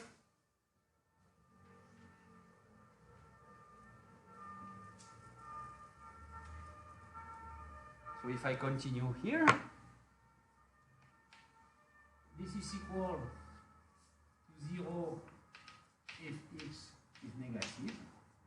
And when x is strictly positive, I can express this kind of probability by using what I know from the distribution function. That is what I have said at the very beginning of the session. That is this statement here. But I have said to you that in the continuous case, you don't mind about what are the bounds of the interval. You can put strictly or greater, less than, strictly less, whatever, because I have this. All of them are equal. So here, the probability to be greater than minus the square root of x and to be less than the square root of x may just be expressed as the distribution function of x at the point square root of x minus the distribution function of x at the point minus the square root of x. I have this one. And at this stage, I can't do more because I am not able to express explicitly the distribution function of n01. So a priori, what I say here has nothing to do with probability. It's just, I have a look on the square and see what happened. What is the meaning of b or for a square to be less than a number? Two situations. When I am negative, okay, I have just 0. And when I am strictly positive, I have to be in the interval square root of x minus square root of x. So now this one.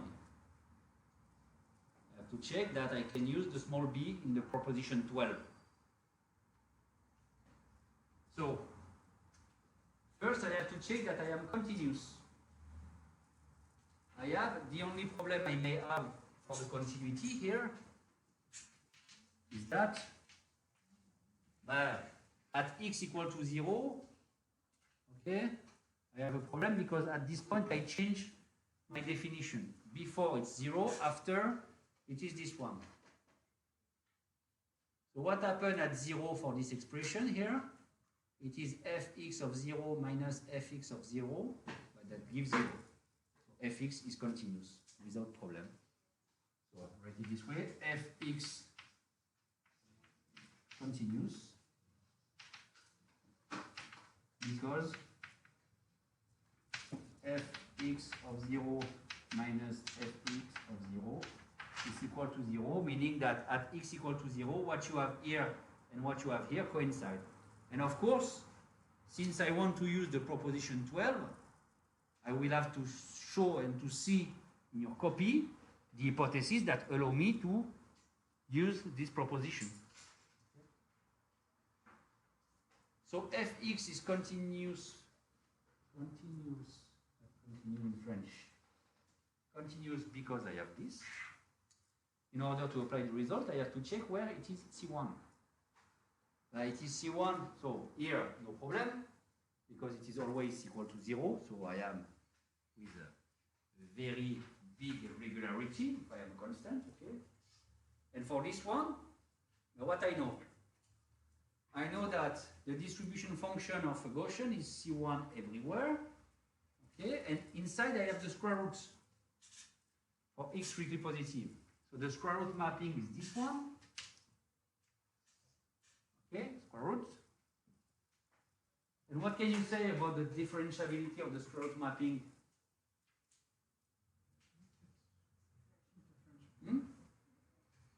Everywhere?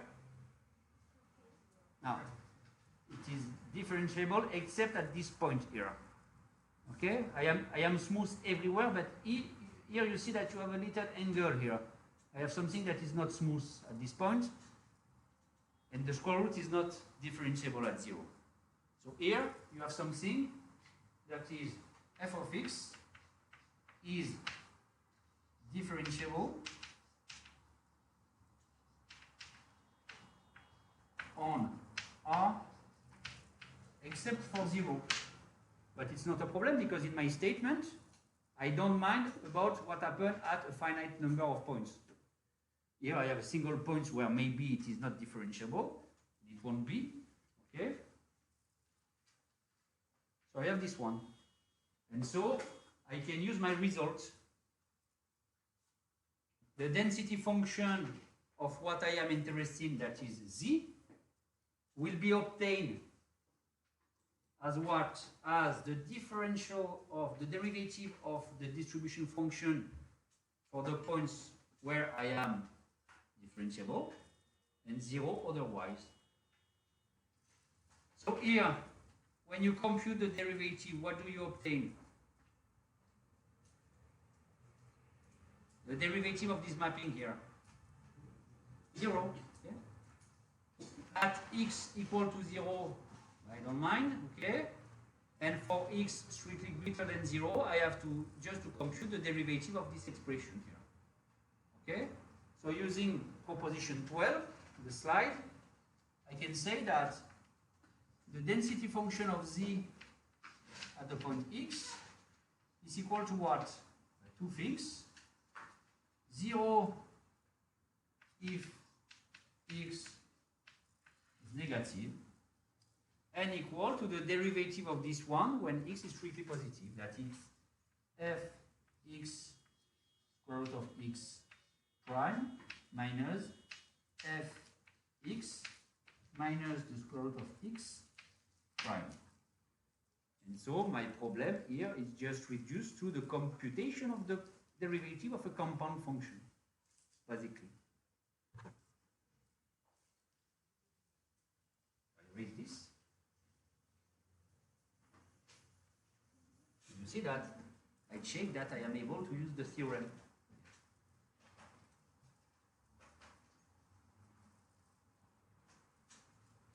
And now it remains to compute.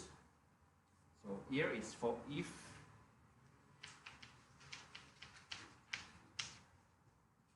so I compute the derivative of this part here. Okay.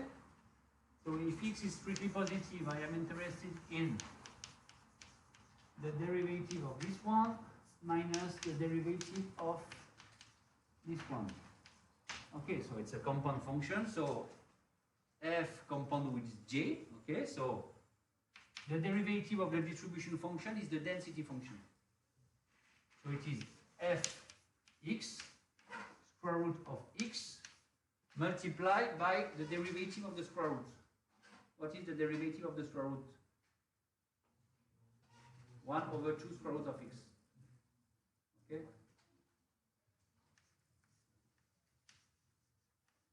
Okay? Minus the derivative of this one is the density at the point minus the square root of x, and I have to multiply by the derivative of minus the square root of x, that is just minus 1 over 2 the square root of x. At the end, I can write the things in the following way. It is 1 over 2 the square root of x, density of x at the point square root of x, plus density of x at the point minus the square root of x. Just put into factor. I have a double minus here and here, so I have a plus here. Okay. And I have to close my parentheses. Okay. Now to conclude, it remains to say what? I know what is the density of x. Okay? The density of x, because x is in my statement n01, f of x small x is equal to 1 over the square root of 2 pi exponential minus x squared over 2. Okay?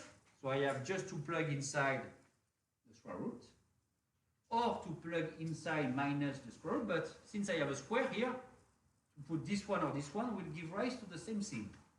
This one, by the parity of this mapping, here, it's an even mapping here, I obtain 2 times fx, the square root of x, because if you put inside the square root of x or minus square root of x, you obtain exactly the same thing. Okay? So I have 2 times the same value, and now I just have to replace, to plug inside. So I obtain what? 1 over the square root of x. Okay, multiply by 1 over the square root of 2 pi exponential minus what? By the square of the square root, that is minus x over 2.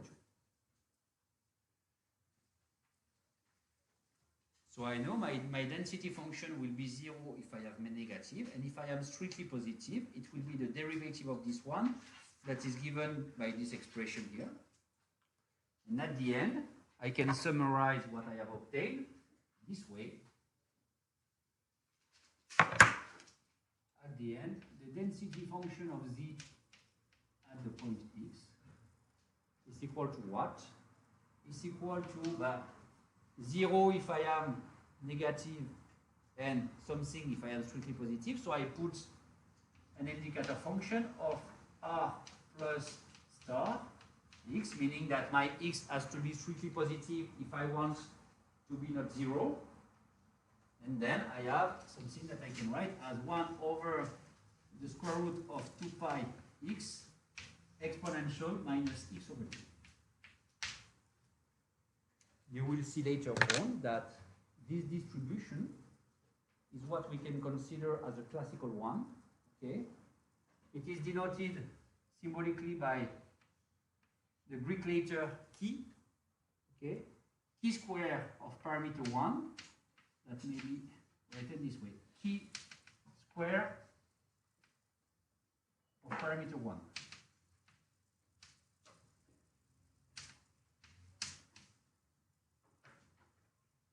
So, and the definition I can give of a chi square of parameter 1, it's the square of a n01.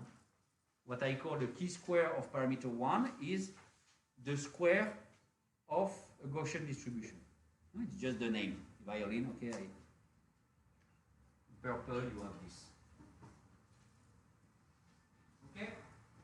And you will see that in the list, if I remind, maybe in the list 5 or 6 of exercises, okay, we are going to deal with the chi-square distribution with a parameter that is not necessarily equal to 1, okay? And you will see that the way, so please stay every time, between every break, you are going to go out. By 1 minute, but 1 minute plus 1 minute plus 1 minute, okay, but go, okay, but not every day and during every session, okay? Except if you have medical problem, it's possible, no? And in this way, I have to say nothing. It is just to go out to smoke a cigarette or something like this, okay? Okay. I will cut the video.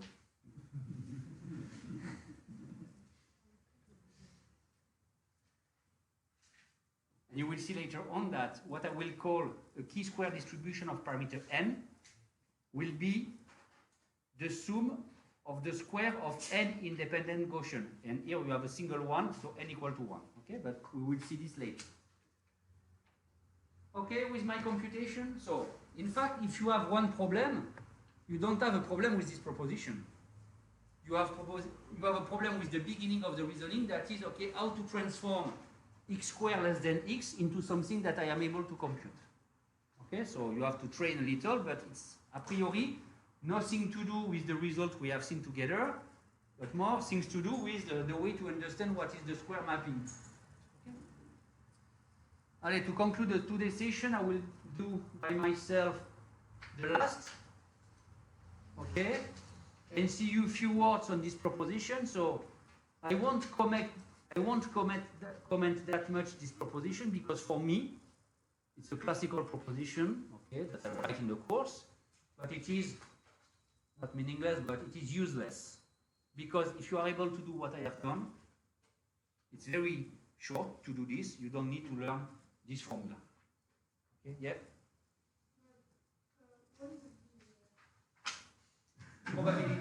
Probability density.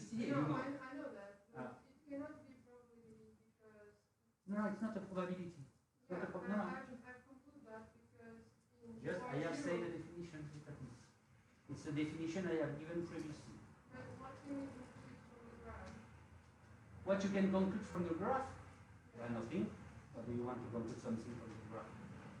Well, if you have a function, you put the graph, Yeah. then you must conclude. It won't be possible for you to see if it is a PDF or not. You can exclude pages. If you have a graph with a part that is negative, you are sure that you are not PDF. If you are a lot of time not continuous, it won't be a PDF, but to see on the graph if you have an integral equal to 1, except for very, very basic function as the case of the uniform, you won't be able. You have to compute. Yeah, no, but what I mean is what's the utility of this? Because when, for example, when you do a graph, the velocity, you know that in this point The of graph of time, what? velocity Velocity of what? of a car, for example, you know at this point it has a velocity of 5 kilometers per hour. Yeah, it's a what? And every graph tells us something. No, because you take a, yes, the graph of the velocity of a car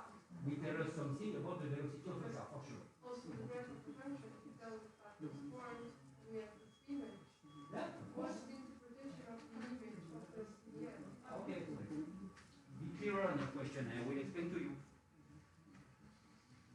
So, I will explain what happened. Maybe in the white now. So I have to erase a little if I want to explain. So, a question that is a good question is, okay, I have defined a PDF, but I have seen that it's a tool. It's a tool that will help me to compute probabilities in some situation. Because with the PDF, I will be able to compute all the distribution function and so the probability of belonging to any type of interval.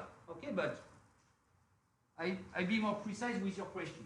So our question was, what is the intuitive interpretation of the PDF? Okay? If I consider this,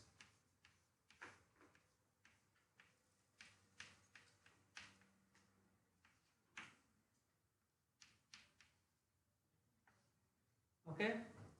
So I have the probability that I am, but not very far from small x.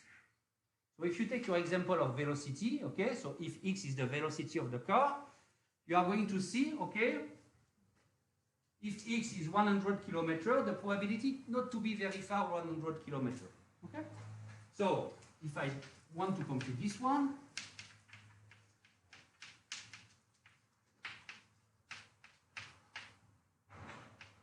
I can compute it using the distribution function. Okay?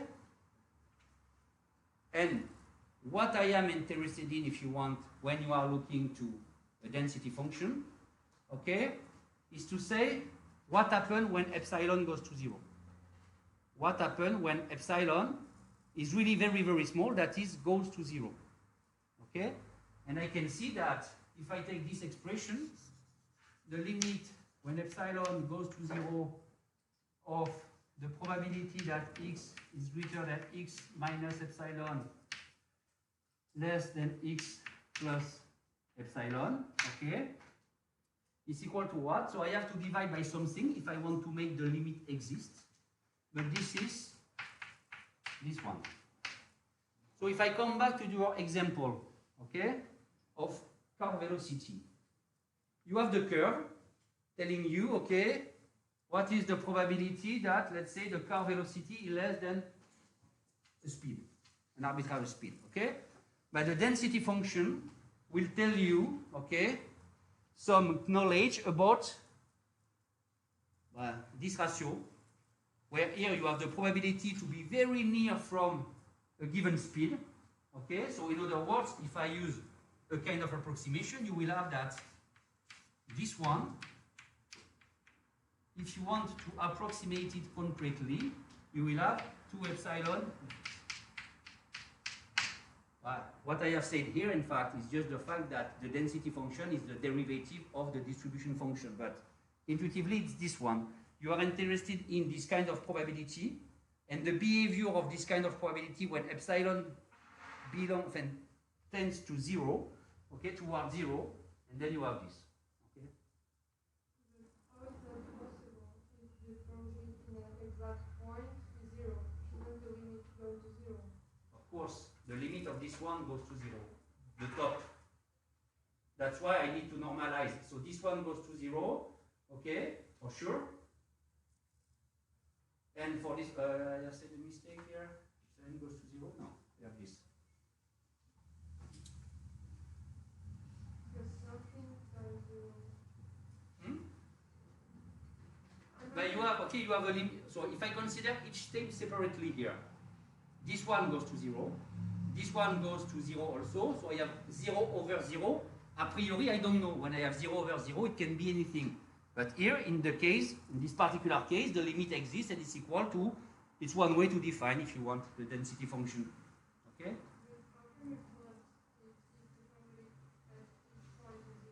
You can plot, of course you can plot.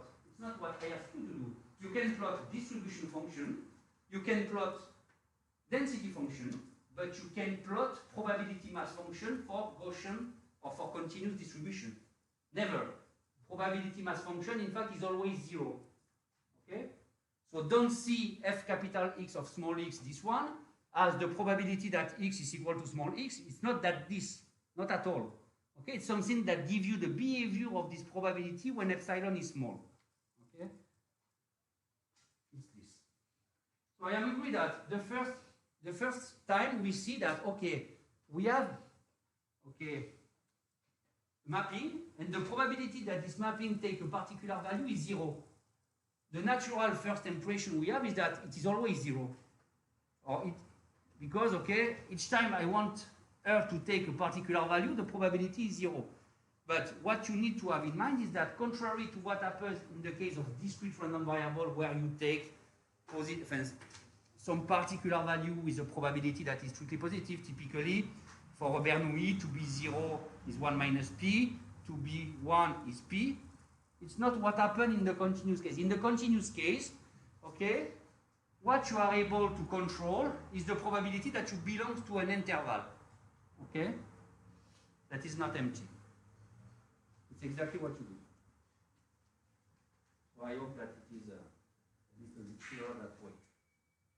But in fact, what I have written here is simply what I have said when I said that the density function is the derivative of the distribution function. It's what I used to say this. Okay? 2 minutes. So density function will be something that may, in fact, help us to understand what are the probability of this kind of interval. Okay? But at this stage, and for what we have done, okay, so in general, in the situation, you are going to consider something that you observe, and you will do an hypothesis. The hypothesis that, okay, this random variable, this random phenomena is modeled by a particular distribution. After, it will be possible to see if this choice is clever or not, okay, but it's a model of things, okay? So I have already said that in real life, you don't see anywhere an exponential distribution. You don't see anywhere a uniform one, okay? You don't see a Gaussian. This is just approximation of particular situations that works in many of them, okay? But here, for the moment, it's not my topic. I don't want to do modelization. You will do if you do finance, you will do if you do economics. My job is to just to give you the tools in order to be able to do clever things later on. Okay, so it's the way. But I will finish by this today because it's time and I have to finish 10 minutes before, okay, because I see that I have Elena somewhere here. So I want you to do this by yourself. Try to do this thing by yourself. The second example, it's exactly the same thing. So I have the exponential. You know that the inverse of the exponential is the logarithm. You are going to use this. And be careful about the cases. And you have u that is a uniform on the interval 0, 1, and you know the distribution function of this uniform. 0, identity, 1. Okay, so it's what you need to do in this truth. And I will continue, okay, next week with a pair of Gaussian, pair of random variable and so on. So see you next week.